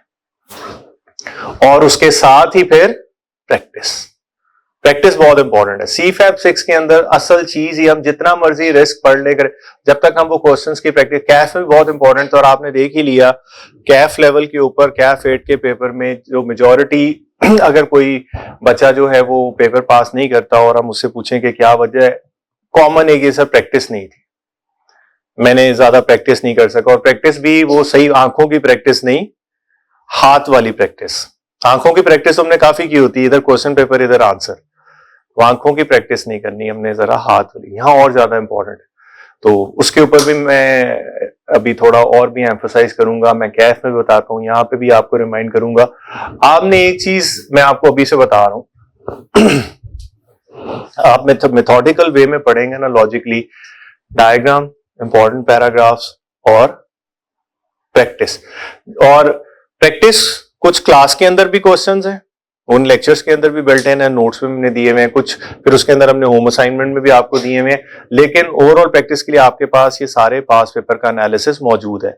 आपने अपनी जितनी प्रैक्टिस करनी है, याद है, हर टॉपिक की प्रैक्टिस रिवर्स ऑर्डर में कीजिएगा प्लीज, यानी जो भी स्टैंडर्ड है उसका जो लेटेस्ट क्वेश्चन है वहां से आपने प्रैक्टिस कीजिएगा। क्लास के अंदर तो हमने वो टॉपिक के हिसाब से दिए हुए, लेकिन जब आपने अपनी प्रैक्टिस करनी है तो रिवर्स ऑर्डर में करें। Latest question make more sense, this is more latest way of testing जो है ना, क्योंकि एग्जामिनर की प्रेफरेंस भी चेंज हो रही है। जब 20 साल पुराना क्वेश्चन निकाल लेंगे उसका स्टाइल कुछ और होगा, अब उस तरह से टेस्ट ही नहीं होता। तो इट मेक मोर सेंस कि आप लेटेस्ट वाले क्वेश्चन पहले करें, और प्रैक्टिस करने के लिए जनरल एटलीस्ट 4-5 क्वेश्चन अपने हाथ से जरूर करें, 4-5 अटेम्प्ट्स। अगर वो कंटिन्यूसली मिल रही है, नहीं मिल रही, तो 4-5 क्वेश्चन हर एरिया के आप जरूर करें। हाँ, तो मैं बता रहा था मेन चीज क्या होगा, अगर आप इस अप्रोच में नहीं चलते ना, जब आप एंड पे आ जाते हैं, खास तौर पे रिवीजन में कर रहे हैं, तो आप एंड में क्या करेंगे, इस एरिया को आप स्किप कर देंगे। आप रिवाइज कैसे करेंगे, डायग्राम सामने रखेंगे, ये चीजें समझ आ गई, और असल चीज है आपने क्वेश्चन सॉल्व करना। ये आपको पैराग्राफ्स हेल्प करते हैं अपने आंसर को अच्छा एक्सप्रेसफुल बनाने के लिए, क्योंकि यहाँ पे एग्जामिनर का जो कमेंट होता है ना कि हमारा स्क्रिप्ट जो है ना वो एडवांस लेवल का नहीं है, उसमें भी ना अभी हम जरा बच्चों के स्टाइल में लिख रहे हैं, तो हमारे एडवांस लेवल राइटिंग कैसे आएगी, ये वोकैबुलरी देगी। जब आप ओरिजिनल स्टैंडर्ड पढ़ेंगे, आपको टेक्निकल वर्ड्स, नई नई टर्मिनोलॉजी, जो हर स्टैंडर्ड का अपना, आप लेक्चर्स में भी देखेंगे मैंने बाकायदा तौर पे हाईलाइट किया, स्टैंडर्ड में ये इंपॉर्टेंट वर्ड है, ये आपने अपने आंसर में यूज करेंगे, तो एग्जामिनर को पता चलेगा कि आप एडवांस लेवल के ऊपर आ गए। मसलन 315 के अंदर हम बात करते हैं ना, इनहेरेंट रिस्क है, कंट्रोल रिस्क है, डिटेक्शन रिस्क है। अब इनहेरेंट रिस्क के भी अपने फैक्टर्स हैं, अनसर्टेनिटी, कॉम्प्लेक्सिटी। वो जब तक आप वो इंपॉर्टेंट पैराग्राफ्स पढ़ के इन वर्ड्स को याद नहीं रखेंगे कि ये सब्जेक्टिविटी है, ये कॉम्प्लेक्स है, इसमें अनसर्टेनिटी, इसमें ससेप्टेबिलिटी है टुवर्ड्स मिस स्टेटमेंट, ये रिफ्लेक्ट होनी चाहिए। मतलब अगर आप एक फ्रॉड का क्वेश्चन कर रहे हैं तो आपके आंसर में पता होना चाहिए कि हमने 240 पढ़ा हुआ है, उसकी term use, miss appropriation of asset, fraud risk factors, वो स्टैंडर्ड की टर्मिनोलॉजी यूज होनी चाहिए। फ्रॉडुलेंट फाइनेंशियल रिपोर्टिंग, अगर हम 250 पढ़ रहे हैं, कोई नॉन कंप्लायंस का क्वेश्चन कर रहे हैं, तो उसमें 240 की रिफ्लेक्शन, उसमें हमें आंसर में कहीं होगा कि नॉन कंप्लायंसेस दो तरह की हैं, एक ऐसे लॉस की नॉन कंप्लायंसेस जिसका डायरेक्ट फाइनेंशियल स्टेटमेंट की किसी अमाउंट की डिटर्मिनेशन में फर्क पड़ता है, कुछ ऐसे नॉन कंप्लायंसेस है जिससे फाइनेंशियल स्टेटमेंट की किसी अमाउंट के ऊपर तो फर्क नहीं पड़ता, लेकिन ओवरऑल फाइनेंशियल स्टेटमेंट्स पे फर्क पड़ सकता है। फॉर एग्जांपल, अगर एक होटल है, रेस्टोरेंट है, और वो पंजाब फूड अथॉरिटी के किसी रूल्स रेगुलेशन की नॉन कंप्लायंस करता है, तो उससे फाइनेंशियल स्टेटमेंट की डायरेक्ट किसी अमाउंट पे फर्क नहीं पड़ना, लेकिन एकदम ताला लग जाना बिजनेस पे, तो क्या होगा, गोइंग कंसर्न का प्रॉब्लम होगा। लेकिन लेबर लॉज हैं, इनकम टैक्स लॉ हैं, उसकी तो आपको प्रोविजन करनी है, इनकम टैक्स उससे तो अमाउंट डिटर्मिन होनी है। Labour law, provision, gratuity, provident fund, ये तो अगर आप नहीं करेंगे तो एक अमाउंट ही मटेरियली मिसस्टेटेड हो सकती है। तो ये सारी चीजें फिर हमारे प्रैक्टिस में, इसलिए ये इंपॉर्टेंट पैराग्राफ शुरू में साथ साथ पढ़ लीजिएगा, एक ही बार पढ़े, अच्छे तरीके से पढ़ने। 700 के डायग्राम समझिए, इंपॉर्टेंट पैराग्राफ साथ पढ़ लें और साथ प्रैक्टिस करें, आपको कोई मसला नहीं होगा। फिर आपने सिर्फ डायग्राम देखनी है रिवीजन करते हुए और क्वेश्चन करने, और तकरीबन अगर हम 100% आपके 90% आपके क्वेश्चन बस इस डायग्राम से, यानी उसमें कोई ऐसा टेक्निकल पॉइंट नहीं होगा जो डायग्राम में कवर, ये सिचुएशन हो तो ये करना है, ये सिचुएशन हो तो ये करना है, ये हो जाए, सब चीजें डायग्राम के अंदर होंगी। लेकिन बात यह है कि उसको इम्प्लीमेंट कैसे करना है, लिखना कैसे है, उसके लिए वोकैबुलरी कहां से आनी है, वो आपको यहां से जो है वो हेल्प मिलेगी आपको। और आपको याद होगा कैफ के अंदर भी हमारी जो एक कोशिश होती थी कि खास तौर पे जो सिनेरियो बेस्ड क्वेश्चंस हैं, ये मैं प्रैक्टिस की बात कर रहा हूं, सिनेरियो बेस्ड क्वेश्चंस हैं, इसकी कोई ना कोई टेक्निक बनाई जाए। और अगर आपने क्लोजली वॉच किया हो, हमारे जितने भी फेमस उसमें सिनेरियोस थे, चाहे वो ऑडिटर की क्वालिफिकेशन डिस्क्वालिफिकेशन की बात हो, ठीक है, चाहे वो कोड ऑफ एथिक्स का सिनेरियो, चाहे वो ऑडिट रिस्क का सिनेरियो, ऑडिट रिपोर्ट का सिनेरियो, एनालिटिकल, 3 स्टेप अप्रोच होती थी। कोशिश होती थी कि 3 स्टेप्स में क्वालिफिकेशन डिस्क्वालिफिकेशन को कहते थे डिसीजन लिखें, फिर रूल लिखें, फिर कोई इररिलेवेंट इंफॉर्मेशन, डॉक्टर आई करके हम कोड ऑफ एथिक्स है, थ्रेट आइडेंटिफाई करें, थ्रेट को इवैल्यूएट करें, एक्सप्लेन करें, फिर सेफगार्ड लिखें, टेस्ट TES। ऑडिट रिस्क में आए BAA, business risk, accounting issue, business issue, accounting issue, auditing issue. Audit report में आए इशू क्या है, ऑडिटिंग है, अकाउंटिंग है, सिग्निफिकेंस क्या है, और ISI, impact on opinion, impact on report. So ये बहुत इंपॉर्टेंट है कि जो भी आप सिनेरियो सॉल्व करें उसकी टेक्निक, तो हमने हर लेक्चर में वो सिनेरियो उसकी टेक्निक पे बहुत काम किया कि ICAP का जिस तरह मर्जी का क्वेश्चन हो, जिस तरह मर्जी वो एग्जामिनर के मूड के हिसाब से उसने अपना आंसर बनाया है, लेकिन हमारे पास एक सॉलिड टेक्निक हो कि इसने जैसे भी लिखा है, चीजें ऊपर नीचे लिखी हैं, लेकिन इसमें 3 चीजें कवर होनी चाहिए। इशू है, अगर रिपोर्ट का क्वेश्चन है, इशू है, सिग्निफिकेंस है और इम्पैक्ट। तो हमने उसी अप्रोच से फॉलो करना है ताकि जैसा भी एग्जामिनर, उसका जो भी मूड हो, जो भी उसकी प्रेफरेंस हो, लेकिन उसको हर चीज मिले हमारे, चाहे वो रिस्क का क्वेश्चन है, चाहे वो हमारा ऑडिट रिपोर्ट का क्वेश्चन है, चाहे वो कोड ऑफ एथिक्स का क्वेश्चन है। सो खास तौर पे हमने काम किया कि ये टेक्निक, वही चीज हम कैरी करके चले कि उस टेक्निक को हमने आगे लेके चलना है। तो वो आपने खास तौर पे नोट करना है, जो भी क्वेश्चन की प्रैक्टिस होनी है उसको कोई ना कोई सॉलिड टेक्निक भी होगी आपके पास। जी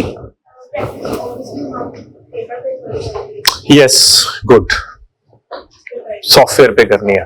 अब आप पेपर पेंसिल कम यूज करेंगे, आप समझें कि वो जो आपके सामने जो सॉफ्टवेयर, आपका जो टेस्ट होंगे वो भी उसी के ऊपर होंगे, ठीक है। हाँ, वो बेसिकली एक वर्ड प्रोसेसर है, just like Word with limited functionality जो है, you have to just type, और साथ आपको वर्किंग्स के लिए एक्सेल शीट भी मिलेगी, बट ऑडिट के पेपर में इतनी ज्यादा उसकी जरूरत नहीं है, you just have to type. Word पे करें, आपने प्रैक्टिस भी उसी पे करनी है, सारा कुछ उसी पे लिखना है, आपके जो टेस्ट होंगे रेगुलरली वो भी आपने उसी पे सबमिट करना, उसी पे आपको ग्रेड होके मिलेंगे। तो आप सॉफ्टवेयर के ऊपर भी प्रैक्टिस कर सकते हैं, लेकिन वो बार बार उसको खोलना या वो यूज करना, वो प्रैक्टिस के लिए आप जरूर करेंगे, लेकिन बेसिकली आपका वर्ड है। इवन जो रिपोर्टिंग है या कुछ है, सब ऐसे ही होने उस, हाँ एक्सेल पे होगा, बाद में आपको कॉपी पेस्ट करना है या वो, हाँ, क्योंकि एक्सेल मार्क नहीं होना, वो आपके जाना ही नहीं, वो वहीं रह जानी है। यस, वो ग्रेडिंग आपकी उसकी होनी है जो ऊपर वर्ड प्रोसेसर है।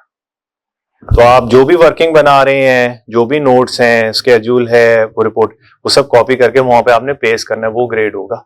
नीचे वाला सब उधर है, वो एग्जामिनर तक जाना ही नहीं है। वो कर सकते हैं, लेकिन वो भी लिमिटेड है। अब उसमें पिवट टेबल और इस तरह की चीजें नहीं होंगी, AI नहीं होगा उसके अंदर, ठीक है। बहुत सिंपल वो वही होंगे, बस के सम होगा, एडिशन, सब्ट्रैक्शन, लिमिटेड सी फंक्शनैलिटी। भाई इतनी जरूरत होती है हमें तो यही नहीं, टोटल हो जाए, सम हो जाए, ये हो जाए, ऐड लेस, वो सारी चीजें, प्लस माइनस वो उसमें देख ले, बस इतना सा होगा। और जो भी आपने बनाया उसको मेक श्योर कॉपी करके वहां पे बस पेस्ट कर देना। वो आप स्टेटमेंट ऑफ फाइनेंशियल पोजीशन बना रहे हैं, इनकम स्टेटमेंट बना रहे हैं, वर्किंग है, गुडविल की है, NCI की है, रिटेन अर्निंग्स की है, वो जो भी है, नोट्स हैं, डिस्क्लोजर्स हैं, वो आपने उसी पे टाइप करने हैं एक्सेल पे। प्रैक्टिस भी वैसे ही करनी है और जस्ट वहां पे आपने उसको पेस्ट करना है। प्रैक्टिस ही उस पे करनी है, क्योंकि अब ये आखिरी 2 पेपर रह गए थे लास्ट अटेम्प्ट से, ये भी अब सॉफ्टवेयर पे आ गया। और चलें, अच्छा किया आपने ये पहले पूछ लिया, हम रिसोर्सेज में आने लगे थे। अच्छा जी, अब आते हैं रिसोर्सेज क्या होंगे हमारे पास, स्टडी मटेरियल क्या होगा, हमने कैसे इसको लेके चलना है, कैसे हम पढ़ेंगे। ओके, सो इधर लिख लेते हैं, 4 चीजें हम आइडेंटिफाई करते हैं।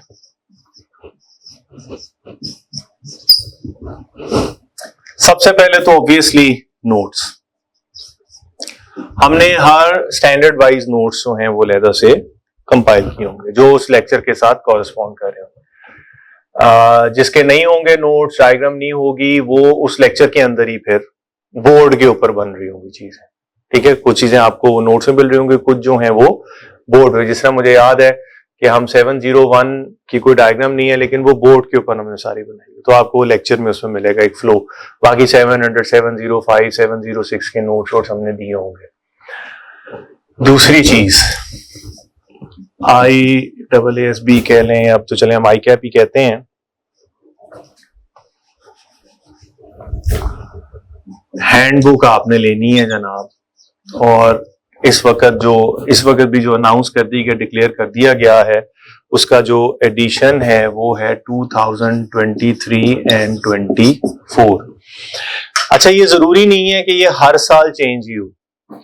मसलन अब आपका क्वेश्चन होगा कि हमारी ये टाइम 2026 में है, 7 में है, तो हम क्या करेंगे। अभी भी आप देखें 26 स्टार्ट हो गया, लेकिन ये 23 लास्ट ईयर भी है, और ये भी बड़े अरसे बाद चेंज हुआ था, 2019 के बाद ये वाला एडिशन था। तो ऑडिटिंग स्टैंडर्ड में ना ICAP जरा वेट कर करके चलता है। सो 23, 24 होपफुली अभी को मेजर चेंजेस हम एक्सपेक्ट भी नहीं करें, तो नेक्स्ट ईयर तक यही रहेगा। ये आपको ICAP से ऑर्डर करना है हैंडबुक वेबसाइट पे जाके, और वो आपको डिलीवर होंगी। अच्छा, 2 पेपर ऐसे हैं, रिपोर्टिंग और ऑडिटिंग, जिसमें आपको ये हैंडबुक्स फिजिकल लेके जाने की इजाजत है। इवन तो पेपर तो आपने सॉफ्टवेयर पे करना है, बट ये बुक्स आप अपने साथ कैरी करेंगे। टैक्स का पेपर हो जाए, दूसरा हो जाए, उसके अंदर आपको सॉफ्ट में वो मिलता है। टैक्स लॉ ओपन बुक है, कंपनी लॉ, वो सारी चीजें आपको वहां पे सॉफ्ट में मिलेंगी। आइडियली तो ये भी सॉफ्ट में चला जाना चाहिए, बट चूंकि वो हमारा ये ख्याल है, और हो सकता है ICAP किसी स्टेज के ऊपर ये फैसला करे कि अब आपने हैंड बाउंड एडिशन नहीं लेके आना, आप जब पेपर में आएंगे तो हम आपको साथ आइजाज और रिपोर्टिंग का पेपर है, तो उसके स्टैंडर्ड की एक्सेस वहां पे दे देंगे। अगर आपको कुछ देखना है तो वहां पे आप देख सकते हैं, लेकिन अभी तक नहीं है। उसकी मेरे ख्याल में 2 वजह हमें समझ में आती है। ये सिर्फ रिपोर्टिंग और ऑडिटिंग के लिए। एक तो ये ICAP खुद प्रिंट करता है, तो उसने बेचनी भी है, आपने परचेज भी करनी है। और तो इसमें कोई प्रॉफिट नहीं है, वो कॉस्ट बेस पे ही करते हैं, लेकिन बहरहाल एक वो स्टैंडर्ड्स प्रिंट करते हैं रिपोर्टिंग के और ऑडिटिंग। अगर वो टैक्स लॉ तो प्रिंट नहीं करते ना, वो कंपनीज लॉ और वो दूसरी चीजें तो नहीं ना, डिफरेंट लॉ जो है वो प्रिंट करते हैं, तो इसलिए वो ये चाहते हैं कि ये चलता रहे। और दूसरी वजह ये कि अगर आपको सॉफ्ट में हो, तो फिर आप अभी जब स्टडी करेंगे तो उसमें मार्किंग वगैरह कैसे करेंगे, क्योंकि जब आपने पढ़ने है, जब मैं इंपॉर्टेंट पैराग्राफ्स मार्क कर रहा हूँ, तो आपने मार्क भी करनी है चीजें। अगर एग्जाम में कभी आपको जरूरत पड़े तो इतने 1000 पेज में आप कैसे ढूंढेंगे उस चीज को, आपको क्या पता किस पेज पे। तो आपने कुछ मार्किंग की होगी, हाँ कुछ बात थी इस तरह की, तो कहीं आप पहुंच भी सकते हैं आपने। और ये इंपॉर्टेंट चीज है, आपके पास जो स्टैंडर्ड्स आप लेंगे उसमें आप कर क्या सकते हैं, एनी आइडिया? क्या उसमें ये निमोनिक्स लिखना शुरू कर दें? अच्छा, यहाँ निमोनिक्स वोनिक्स कोई नहीं है, यहाँ रटे वाली कोई चीज नहीं है। ये 4 एडवांटेजेस हैं, 4 डिसएडवांटेज है, लिमिटेशंस हैं, ये the pics and financial statements हैं ये सुप्रीम कोर्ट और ये इस तरह के। यहाँ पे कोई निमोनिक वाला चक्कर नहीं है, तो उससे जान छूट जाएगी हमारी, ठीक है। अच्छा, जब वो निमोनिक इतने निमोनिक हो गए, यहाँ आते सर निमोनिक नहीं है, फिर हम कैसे याद करेंगे? मैं कहा उधर प्रॉब्लम होती थी, अब आप मिस कर रहे हैं, तो इंसान किसी हाल में खुश नहीं रहता। लेकिन यहाँ उस तरह से टेस्टिंग ही नहीं होनी, यहाँ कोई नॉलेज बेस्ड तो चीज ज्यादा एप्लीकेशन है। स्टैंडर्ड में गैस करेंगे तो वो हम कोई पॉइंट्स नहीं लिख सकते।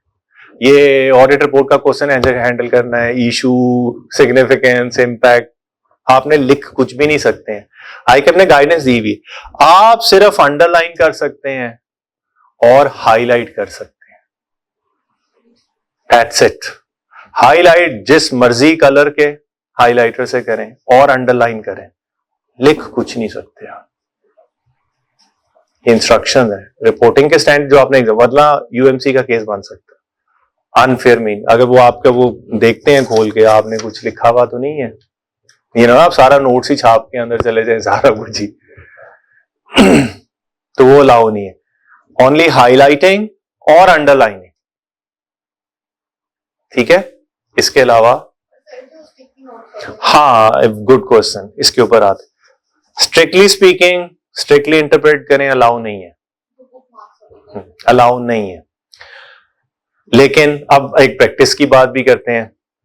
मसला ये है कि जब वो स्टैंडर्ड की बुक लेके जाते हैं 1000 पेज है, अब मुझे उसमें आईएस से 500 में से कोई चीज देखनी पड़ गई है, तो कंटेंट्स खोलूं, 500 आगे नंबर देखूं, फिर वो जाऊं, मिलता ही नहीं है एग्जाम में। 400 भी मिल रहा होगा, 402 भी होगा, 510 भी होगा, 500 नहीं मिल, पता नहीं यार इसमें मिसप्रिंट तो नहीं है, एग्जाम प्रेशर है ना, नहीं मिलता। तो कुछ लोग क्या करते हैं, जहां से 500 स्टार्ट हो रहा है, वो छोटे से होते नहीं, वो स्टिकी नोट छोटे से, वो स्टिक किया और उस पर लिखा 500, और वो एक सीक्वेंस में लगा था 200, 210, ताकि वो सारे नजर में भी नहीं और एग्जैक्ट वो उठाए और वहां आ जाए। तो कुछ बच्चे ये करके जाते हैं ताकि टाइम वेस्ट ना हो, डायरेक्ट 710 खोलना है, 701 खोलना है, तो स्टिकी नोट पकड़ा और वो वहां से आपने ओपन कर लिया ना, टाइम सेव हो गया। बच्चे करते हैं, एग्जाम हॉल में उन्हें कुछ नहीं कहा जाता, ठीक है, लेकिन स्ट्रिक्टली स्पीकिंग ये अलाउ नहीं है, क्योंकि आप उसमें टेक्निकली ये बुक मार्क और हाई ये अलाउ नहीं है स्ट्रिक्टली। लेकिन मैंने बताया बच्चे करते हैं और उनको कुछ नहीं कहा जाता। अब खुद फिगर कर लें, करना है नहीं करना, अपने रिस्क पे करना है। Technically speaking, literally speaking, this is not a, क्योंकि दो चीजें लें, हाईलाइट और अंडरलाइन, बस, और तीसरी चीज अलाउ नहीं। तो ये ना आपने स्टिकी नोट लगाया उसे और उसके पीछे पूरा आपने समरी लिखी हुई हो छोटी सी, तो इसलिए फिर ये डर भी होता है उसमें। लेकिन कर लेते हैं लोग और वो उन्हें कुछ नहीं कहा जाता। अब क्या वो कहना शुरू कर दें तो कुछ नहीं हम कह सकते।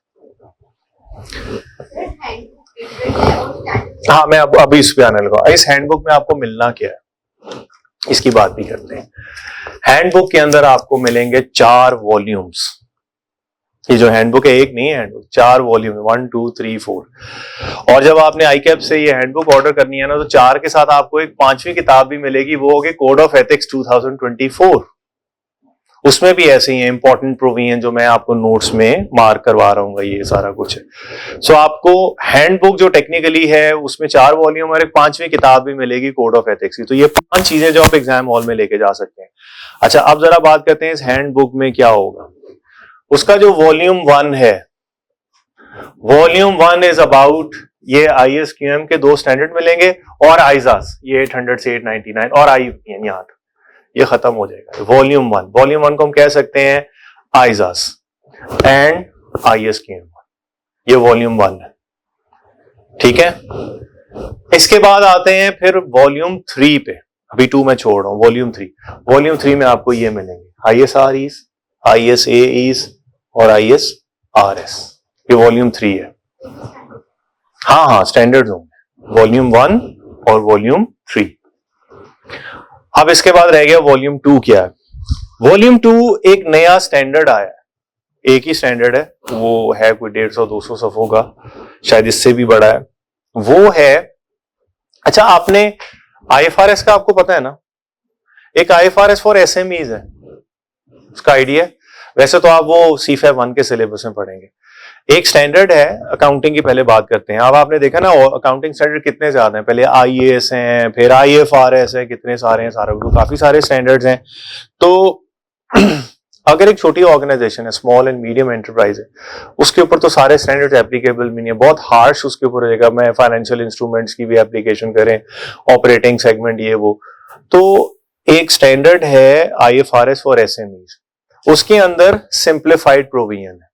सो जो कंपनी उस क्राइटेरिया में फॉल करती है, और वो हर कंट्री ने अपना क्राइटेरिया, उसमें है कि जिसके एम्प्लॉय 100 से कम हो, टर्नओवर इतने से इतना हो, ये कुछ हो, तो फिर उसके ऊपर फुल IFRS नहीं लगेंगे जो आप पढ़ते हैं, फिर लगेगा उसके ऊपर IFRS फॉर SME, उसमें सिंप्लीफाइड वर्जन है।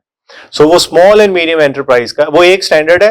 हाँ, उस स्टैंडर्ड में ना फिर डिफरेंट सेक्शन है, इन्वेंट्रीज को कैसे करना है, फाइनेंशियल इंस्ट्रूमेंट आ जाए, रिटायरमेंट बेनिफिट आ जाए और ये सारी चीजें करनी, वो एक स्टैंडर्ड के अंदर सारा कुछ। बिल्कुल इसी तरह ये लेटेस्ट अभी एडिशन आई है आइजाज। अभी आप देखें, हम एक छोटी कंपनी का ऑडिट कर रहे हो, बड़ी का कर रहे हो, स्टैंडर्ड तो यही है ना, ठीक है। तो उसी कॉन्सेप्ट को बोरो करके एक नया स्टैंडर्ड बनाया गया, ISA for less complex entities, LCE कहते हैं, लेस कॉम्प्लेक्स एंटिटीज। एक स्टैंडर्ड, ये सारे स्टैंडर्ड की जो प्रूविंग है सिंप्लीफाई करके, क्योंकि लेस जो कॉम्प्लेक्स है, ठीक है, उसका एक क्राइटेरिया है जो लेस जिसमें ज्यादा तो उसके लिए ऑडिट भी, उसके लिए अकाउंटिंग रिलैक्स है तो उसकी ऑडिट भी रिलैक्स है। उसके लिए उतनी रिप्रेजेंटेशन, उतने एक्सपर्ट और उतना खर्चा कराने की जरूरत नहीं है। तो जो वॉल्यूम 2 है, जिस तरह ऑडिटिंग स्टैंडर्ड थे आइजाज, इस तरह ये भी ऑडिटिंग का एक स्टैंडर्ड है, लेकिन ये किसके लिए एप्लीकेबल है? For less complex entities. Last attempt तक ये टेस्टेबल नहीं था, अभी भी आईकैप ने इस दफा भी कोई इसके ऊपर गाइडेंस नहीं दी है। अगर चांसेस कम है, क्योंकि इसकी एप्लीकेशन डेट अभी आगे है, स्टैंडर्ड आ गया लेकिन एप्लीकेशन डेट आ गया, और अगर खुदा ना खास्ता इस अटेम्प्ट के लिए या इससे जब भी जिस अटेम्प्ट के लिए अगर ये हो गया, तो फिर इसके लिए आपको सेपरेट नोट और सेपरेट लेक्चर दिया जाएगा। अभी जो वॉल्यूम 2 है, ISA for LCEs, this is not testable as yet. आपको हैंडबुक में वो साथ मिलेगा, वो प्रिंट उन्होंने करा ली है तो वो मिलेंगे, लेकिन वो भी टेस्टेबल नहीं है। So volume 1 ISAs generally speaking, volume 3 other than audit जो एंगेजमेंट, और जो वॉल्यूम 2 है वो भी ऑडिटिंग स्टैंडर्ड है, बट किसके लिए? For less complex entities, LCE। फिर उसके बाद एक चौथा वॉल्यूम भी है, वो है फ्रेमवर्क का, बहुत छोटा सा फ्रेमवर्क, और वो जब आप लेक्चर स्टार्ट करेंगे वो मेरे शुरू के लेक्चर के अंदर ही है। उसमें ना वॉल्यूम 4 में 2 फ्रेमवर्क्स डिस्कस हो रहे हैं। एक फ्रेमवर्क है अश्योरेंस एंगेजमेंट्स का फ्रेमवर्क, अश्योरेंस एंगेजमेंट का, वो आपको याद होगा 5 elements of assurance engagement, crest है ना, कि जनाब 3 पार्टी रिलेशनशिप होने, कोई भी अश्योरेंस, आप अश्योरेंस देखिए, आइजा भी है, ISRE भी अश्योरेंस है, ISA भी अश्योरेंस है, ये नहीं है अश्योरेंस। तो वो एक फ्रेमवर्क है, यानी फ्रेमवर्क का मतलब है बुनियादी ढांचा जिसके इर्द गिर्द फिर ये सारी स्टैंडर्ड जो है वो बनाए गए हैं। तो एक अश्योरेंस का फ्रेमवर्क है और एक फ्रेमवर्क है वो जो ISQ ऑडिट की क्वालिटी का फ्रेमवर्क। सो उसमें 2 फ्रेमवर्क है, एक अश्योरेंस वाला हम अश्योरेंस के साथ अनलॉक करते हैं, और वो क्वालिटी वाला फ्रेमवर्क मैं बात करता हूं जाके जब ये क्वालिटी मैनेजमेंट के स्टैंडर्ड। सो वॉल्यूम 4 भी जो है उसमें 2 फ्रेमवर्क है, ठीक है। तो वॉल्यूम 2 अभी तक एप्लीकेबल नहीं है, वॉल्यूम 1 आइजास, वॉल्यूम 3 अदर एंगेजमेंट्स, और वॉल्यूम 4 फ्रेमवर्क्स। और 5वीं जो आपको किताब मिलेगी वो कोड ऑफ एथिक्स मिलेगी अब 2024। अभी मैंने बात नहीं की उसकी, अभी मैंने क्या नोट्स और हैंडबुक, अभी 3 और 4 छोड़ा हुआ, अभी कोई स्टडी टेक्स्ट कोई नहीं हुआ। मैंने कहा नोट्स, मैंने कहीं से करे, मैंने क्या कहा नोट्स में डायग्राम देखनी है, स्टैंडर्ड पे पैराग्राफ, और सीधा क्या करना है, कोई स्टडी टेक्स्ट, कोई किताब, कोई बुक, क्योंकि जो चीज आप डायग्राम से समझ रहे हैं और इंपॉर्टेंट चीज अब आपने स्टैंडर्ड में पढ़ ली, तो अब किस चीज के मसला रह गया?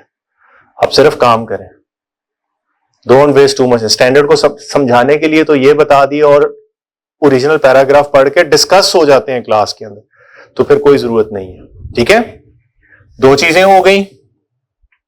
तीसरी चीज जो रिसोर्स में अगर मैं शामिल करूं क्या हो सकती है वो, अब डायग्राम नोट्स हो गए, स्टैंडर्ड हो गए, तीसरी चीज क्या है? प्रैक्टिस। तो इसके लिए आप प्रैक्टिस की किट ले लें, और उसमें मशवरा यही है कि पैक ने जो बुक बनाई हुई है CFAP 6 के लिए, अपडेटेड है न्यू स्कीम के हिसाब से, उसके अंदर क्या सारे टॉपिक, कुछ आपको एडिशनल नोट्स भी मिल जाएंगे उसमें, ऑल्दो वो जो मैं नोट्स दे रहा हूं वो काफी हैं, लेकिन इसमें एडिशनल, और इंपॉर्टेंट इसका मकसद क्या है, आपको एक जगह सारे रिपोर्ट के क्वेश्चन मिल जाएं, एक ही जगह आपको सारे रिस्क के क्वेश्चन मिल जाएं, पास पेपर के भी, और उसमें कुछ और भी हैंड पे कुछ क्यूरेटेड क्वेश्चन है। सो आपकी प्रैक्टिस यहां से हो सकती है। अगर आप प्रैक्टिस के लिए आईकैप की वेबसाइट पे जाके पास पेपर्स डाउनलोड करना चाहते हैं तो वो भी सही है, ठीक है। उसी को जरा सेग्रीगेट कर दिए, टॉपिक वाइज सारा कुछ कर दिए। और वहां से भी हो सकता है, लेकिन इसमें कुछ एडिशनल क्वेश्चन भी है, तो आप एक ये बुक भी लेके रख सकते हैं। ये 3 चीजें तो मिनिमम हैं जो आपको जरूरी है। अच्छा, अब चौथी चीज जो मैं लिखने लगा हूं यहां पे, ICAP का स्टडी टेक्स्ट, जो मैंने वहां भी मेंशन किया था, कौन सा एडिशन, लेटेस्ट वाला, लेकिन इसको एज अ रेफरेंस मटेरियल, अव्वल तो आपको इसमें जरूरत ही नहीं पड़नी। और एक और चीज इंटरेस्टिंग, इस स्टडी टेक्स्ट में और जिससे पिछला स्टडी है, कुछ ऐसी इंपॉर्टेंट चीजें हैं जो कि स्टैंडर्ड में जाहिर है कवर्ड नहीं है, वो हमने चीजें आर्करेजी की हुई है। ये जो मैं आपको नोट्स दे रहा हूं, इसमें कई नोट्स ऐसे होंगे जो इस स्टडी टेक्स्ट में से जो जरूरी है आपके लिए पढ़ना, वो मैंने नोट्स के अंदर इनकॉर्पोरेट कर दिए हैं, यानी जो एब्सोल्युटली नेसेसरी चीज है वो मैंने, स्पेशली जब हम वो डेटा एनालिटिक्स टूल हैं, आईटी से रिलेटेड कंट्रोल्स की बात हो रही है। अब ये चीजें कि डायरेक्टली स्टैंडर्ड में तो नहीं लिखी हुई, ये स्टडी टेक्स्ट में बहुत अच्छा उन्होंने दिया हुआ है, तो वो मैंने एक्सप्लेन करके और स्टडी टेक्स्ट के वो नोट्स के अंदर ही इनकॉर्पोरेट किया हुआ है। लेकिन 2025 का नया स्टडी टेक्स्ट आया है, इसको मैंने क्या कैसे लिखा है, यूज करना है रेफरेंस मटेरियल। किसी चीज में आपको फर्स्ट कहते हैं फिर भी तसल्ली नहीं हो रही, यू वांट मोर, कुछ और नॉलेज कुछ और तरीके से देख लेते हैं, तो आप इसको रेफर कर सकते हैं। इसका प्रिंट लेने की जरूरत नहीं है, काफी बड़ा सा 700-800 सफ़ों का है। इसमें इन्होंने इस दफा एक काम और किया, पहले पता क्या होता था, पहले स्टडी टेक्स्ट अलहदा होता था और प्रैक्टिस किट अलहदा होती थी, इस दफा उन्होंने इकट्ठा कर दिया। इस दफा फायदा सिर्फ ये है, और मैंने रिस्क के क्वेश्चन में भी स्टडी टेक्स्ट में ऐसे कुछ इंपॉर्टेंट चीजें नोट्स में इनकॉर्पोरेट की हैं। इस दफा रेफरेंस मटेरियल के तौर पे फायदा ये है कि इन्होंने भी ये काम किया जो हम या कोई भी बुक वाला करता है, कि जो टॉपिक डिस्कस हो रहा है ना, उस टॉपिक से रिलेटेड जो क्वेश्चन है प्रैक्टिस, वो उधर ही ऐड कर दिए, बजाय इसके कि खाली किताब लिखी जाए उसमें सिर्फ एग्जाम्पल्स हो और फिर एक प्रैक्टिस किट अलग हो। तो प्रैक्टिस के वो जो और ऐसा भी नहीं है कि प्रैक्टिस क्वेश्चन सारा चैप्टर खत्म हो तो एंड में इकट्ठे 10-12 क्वेश्चन दिए, वो क्वेश्चन जिस पैराग्राफ के साथ रेलेवेंस बनती है उधर उसने ऐड किया, तो ये बहुत अच्छा। इसमें उन्होंने ICAP ने टीचर्स वगैरह से इनपुट ली थी कमेटी, तो हमने ये सजेस्ट किया था। मैं आपको इसके पीछे एक फिलोसफी बताता हूं, होता क्या था, स्टडी टेक्स्ट ये कैफ में भी अब किया हमने, मतलब ICAP के साथ मिलकर, मैं बता रहा हूं, मैं थोड़ा सा इसलिए बोल रहा हूं क्योंकि मैं उसमें पार्ट भी रहा।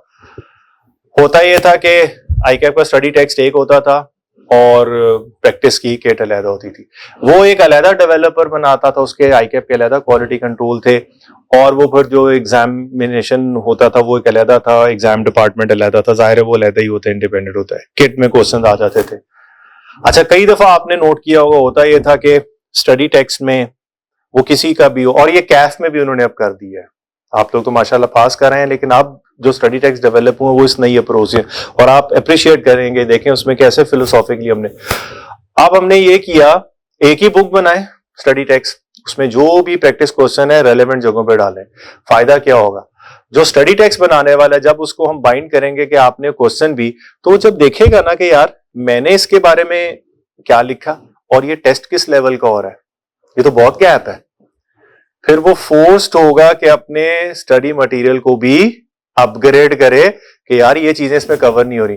अभी क्या होता था, वो स्टडी टेक्स्ट बना के साइड पे बताता था, पेपर्स अलहदा बनते रहते थे, अब हम शोर मचा रहे हैं, बड़ा मुश्किल है, ये तो स्टडी टेक्स्ट में चीज ही नहीं थी, ये तो टॉपिक ही डिस्कस नहीं हुआ हुआ, या तो बहुत कम लेवल का है, ये तो टेस्टिंग लेवल इसमें लिखा था 1 होना है, ये तो 3 का टेस्ट हो गया। तो अब जब वो साथ रखेगा कमर, तो उसको खुद पता चल जाएगा।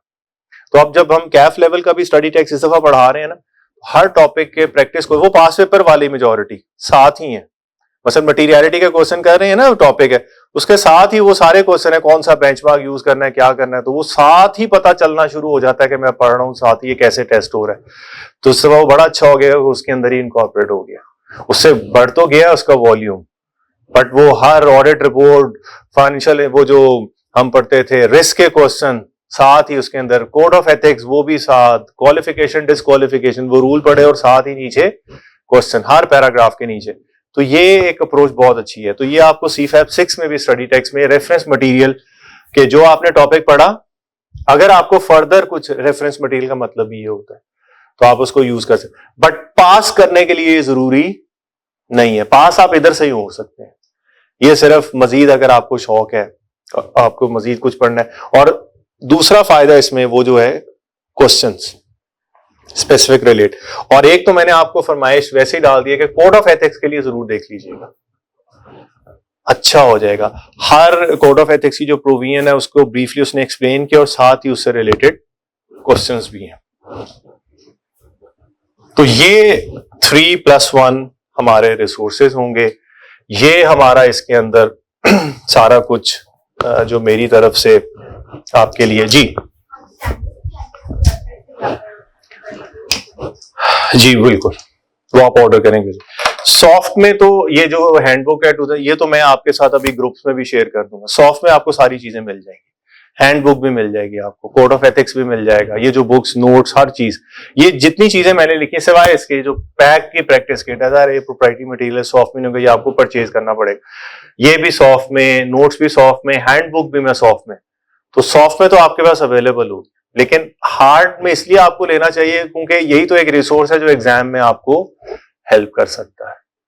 तो वो आप अभी शुरू से उसे पढ़ेंगे, थोड़ी अपनी फेमिलियरिटी बनाएंगे, तो फिर एग्जाम में शायद हमें उसमें हेल्प हो सके। Same goes for reporting standards as well. तो ये प्लान है आपको इंशाल्लाह नेक्स्ट वीक से, कमिंग वीक से ये सारे लेक्चर्स आपको एक एक करके आराम से एकदम मिल जाएंगे। कुछ 700 सीरीज के आ जाएंगे दूसरे, और मेरा ख्याल है मैक्सिमम 1 से 2 वीक्स के अंदर सारे लेक्चर्स आपके पास अपलोड हो जाएंगे। आपने अपने टाइम पे अपनी कन्वीनियंस इसी सीक्वेंस में वो आपने पढ़ते जाना है।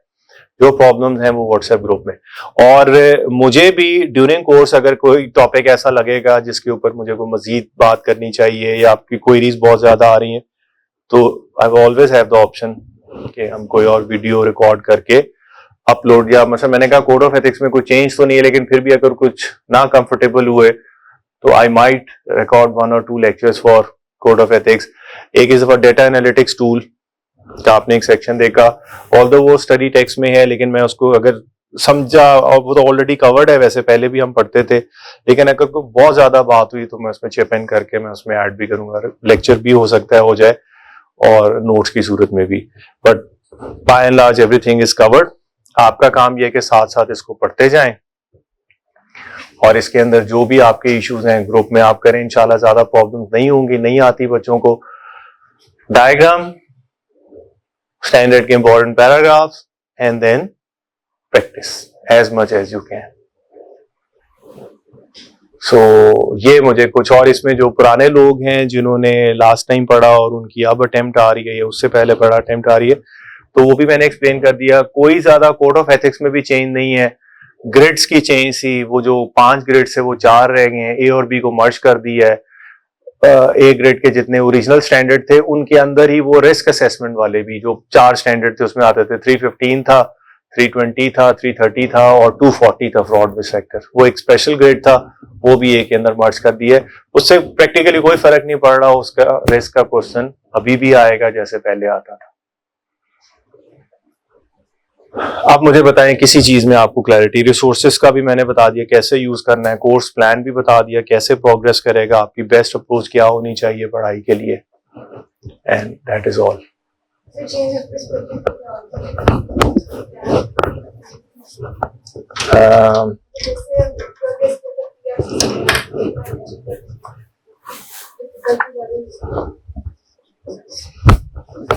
ओके, वो मैंने कहा बेसिक डिफरेंस ही है। वहां पे आप एक बुक पढ़ते थे, नोट स्टडी टाइप, यहाँ इंटायरली आप अप्रोच ही देखें डिफरेंट हो गई। अंडरस्टैंडिंग, कॉन्सेप्चुअल अंडरस्टैंडिंग, थोड़ी सी वोकैबुलरी और सीधा प्रैक्टिस, सीधा प्रैक्टिस। यहाँ पे don't waste too much time on reading things. आपका मैक्सिमम टाइम इस एरिया पे स्पेंड होना चाहिए, लेकिन ये फ्रूटफुल बनाने के लिए इसकी क्लियर आपके माइंड में होना चाहिए कि इसमें मैक्सिमम क्या मोडालिटीज हैं, क्या ऑप्शंस हैं, ये कर ले क्लाइंट तो क्या करना है, ये नहीं होगा ये कर लें, कहाँ ये पैराग्राफ, कहाँ ये वैल्यूएट कैसे करना है सिचुएशन को, फिर हमने कोर्स ऑफ एक्शन क्या करना है, ये सारी, तो इस पे मेजर फोकस है। क्योंकि कैफ लेवल के ऊपर बहरहाल कुछ इवन सिनेरियो बेस्ड क्वेश्चन हो, लेकिन बहरहाल उसके लिए नॉलेज की बहुत ज्यादा जरूरत है। यहाँ उस नॉलेज की एप्लीकेशन बहुत ज्यादा है। और जाते जाते मैं एक चीज और रिमाइंड करा दूं, जो मैं पहले भी कैफ लेवल पे कराता हूं, जो आपने प्रैक्टिस करनी है वो कैसे करनी है। जब हम कहते हैं लिख के आपने करनी है, तो लिखने का क्या मतलब है? जब आप एक आंसर राइट कर लेते हैं, लिख लिया, फिर उसके बाद क्या करना होता है? ये एक स्टेप है प्रैक्टिस का। हाँ, जब मैं कहता हूं कि लिख ले, तो सर मैंने जिस तरह आपने कहा था, मैंने फुल प्रैक्टिस की थी और लिख के की थी। मैं कहा वेरी गुड यार। फिर सर फिर भी नहीं हुआ, मसला आ रहा है कोई। मैंने कहा अच्छा, प्रैक्टिस आपने की, लिख के की सर, बिल्कुल जिस तरह आप कहते हैं मैंने लिख के की। मैंने कहा अच्छा, जब आप वो लिख लेते थे फिर क्या किया? तो फिर क्या करना था सर? लिख तो लिया, प्रैक्टिस कर तो लिया। आपने कहा था कि लिख लिख के प्रैक्टिस करनी है, तो मैंने लिख लिख के सारी प्रैक्टिस की है, आगे कुछ नहीं किया। नहीं तो यार ये आपको कैसे पता चलेगा जो आपने लिखा है ये सही लिखा है, सही नहीं लिखा है, इसमें क्या गलती है? सर वो कैसे चेक करनी है? वो कैसे चेक करनी है? फिर आपने सजेस्टेड आंसर भी देखना है। सर वो तो आपने मना किया था। मना, उसकी टाइमिंग से एतराज था। अटेम्प्ट करने से पहले नहीं देखना, लेकिन इसका यह मतलब नहीं है कि वो कभी भी नहीं देखना। तो जब आपने लिखा फिर उसको कंपेयर भी तो करना है। देखिए कुछ प्रैक्टिस तो जब आप टेस्ट देते हैं, मार्क होता है, तो वो हो जाता है ना, इवन उसमें भी सजेस्टेड आंसर होते हैं। मैं कहता था कि आपके जो क्वेश्चन है पहले सजेस्टेड आंसर देखें, फिर हम क्वेश्चन करेंगे। बहुत सारी चीजें आपको खुद रिजॉल्व करनी आनी चाहिए। तो जब आप प्रैक्टिस करेंगे उसके बाद सजेस्टेड आंसर देखना इंतहाई इंपॉर्टेंट। यहां से लर्निंग होनी है, ये फर्स्ट स्टेप है। पहले पता तो चले हम कहां खड़े हैं, फिर मुझे क्या लेवल अप करना है। और मैं वो कैफ लेवल भी बताता था, यहां पे भी उसकी इंपॉर्टेंस है। ये हमारा स्क्रिप्ट है स्टूडेंट का वर्सेस आईकैप का सजेस्टेड आंसर। जब आप अपना स्क्रिप्ट लिखते हैं, फिर आपने आईकैप के सजेस्टेड आंसर से कंपेयर करना है, और 3 चीजें नोट करनी है आपने। 3 चीजें, कुछ ऐसे पॉइंट्स होंगे, रिस्क का क्वेश्चन कुछ वहां पे एक रिस्क निकला हुआ नजर आ रहा होगा और आपके आंसर में उसका जिक्र ही नहीं होगा। Risk of going concern, material, वो इन्वेंट्री का, प्रोविजन का, कंटीजेंसी का, इसमें क्या लर्निंग है? फिर क्या लर्न करना है? अगर आपने देखा ही नहीं तो आपको कैसे पता चलेगा कि मैं पॉइंट मिस कर रहा हूं? पढ़ेंगे तो पता चलेगा। इसका क्या मतलब है कि आपका ध्यान या जहन एक पॉइंट पे नहीं गया और आईकैप के आंसर में, इसका क्या मतलब है? Upgrade your knowledge. May be आपको पता ही नहीं था। ये भी हो सकता, ओह हाँ हाँ हाँ यार ये मुझे आता था लेकिन मैं भूल गया, मुझे आता है लेकिन मैं लिख। फिर आप याद करेंगे आइंदा इस तरह की सिमिलर सिचुएशन हो तो मैंने ये इन्वेंट्री की ये वाली बात हो तो इसमें ये रिस्क भी लिखना होता है। तो और हो सकता है आपको वाकई ना पता हो, फिर आप वापस जाएंगे, वो जिस स्टैंडर्ड, जिस चीज उसकी डायग्राम, स्टैंडर्ड पैराग्राफ देखेंगे, यार मुझे ये इसने कहां से लिख दी ये चीज, मुझे तो पता ही नहीं है कि सूरत में एम्सो मैटर देना होता है, ये कौन सी सिचुएशन है। फिर आप मेरे नोट्स में जाएंगे, मैंने नोट्स बनाए हुए, एम्सो मैटर पूरे ऑडिटिंग स्टैंडर्ड में 11 जगह दे सकते हैं। फिर आप लिस्ट से चेक करेंगे, अरे हाँ ये मैंने पढ़ा था लेकिन सोचा ही नहीं है, ये वो बात कर। तो इस तरह आपको नॉलेज पक्का होगा। ठीक है, जो पॉइंट आप मिस करें आई में, अपग्रेड योर नॉलेज, नॉलेज को अपग्रेड करने की जरूरत है। कुछ ऐसे पॉइंट्स होंगे, आपने भी सही रिस्क निकाला, उसने भी वही रिस्क लिखा है, आपने लिखा है यहाँ ओपिनियन मॉडिफाई करना है, क्वालिफाई करना है, उसने भी लिखा क्वालिफाई ओपिनियन होगा। आपने भी लिखा अगर मामला मटेरियल है क्वालिफाई करे, अगर मटेरियल परवेजिव है तो एडवर्स देने, उसने भी ऐसे ही लिखा।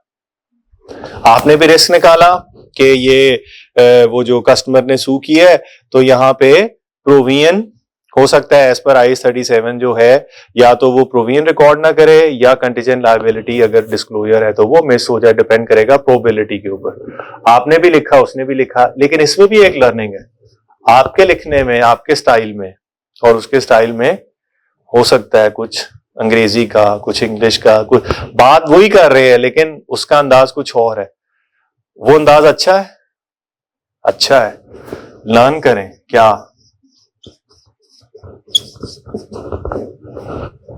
ये बात मैंने भी कही है लेकिन उसने कैसे कही है, और ये बात ज्यादा भली लग रही है, ज्यादा अच्छी लग रही है। आइंदा जब मैं इस तरह का पॉइंट लिखूंगा इस टाइम, ये कंपेयर करेंगे तो पता चलेगा। अगर आपने सिर्फ ये लिख दिया तो आपको तो पता ही नहीं चलना कि मैंने सही लिखा है गलत लिखा है, इसको और बेहतर तरीके से भी लिखा जा सकता। एक तीसरी चीज भी होगी, क्या? अब क्या रह गया? इधर नहीं है इधर है, दोनों जगह है। अब क्या रह गया? हमने लिखा है और यहां पे वो पॉइंट नहीं होगा। आपने लिखा कि सर ये रिस्क भी तो लगता है, आप मेरे पास आए सर ये देखें ये भी रिस्क तो है, एग्जामिनर ने लिखा यहाँ ये भी तो हो सकता है वो भी नहीं हो सकता। इसके लिए सजेशन, जो उधर नहीं है वो किसी वजह से नहीं है।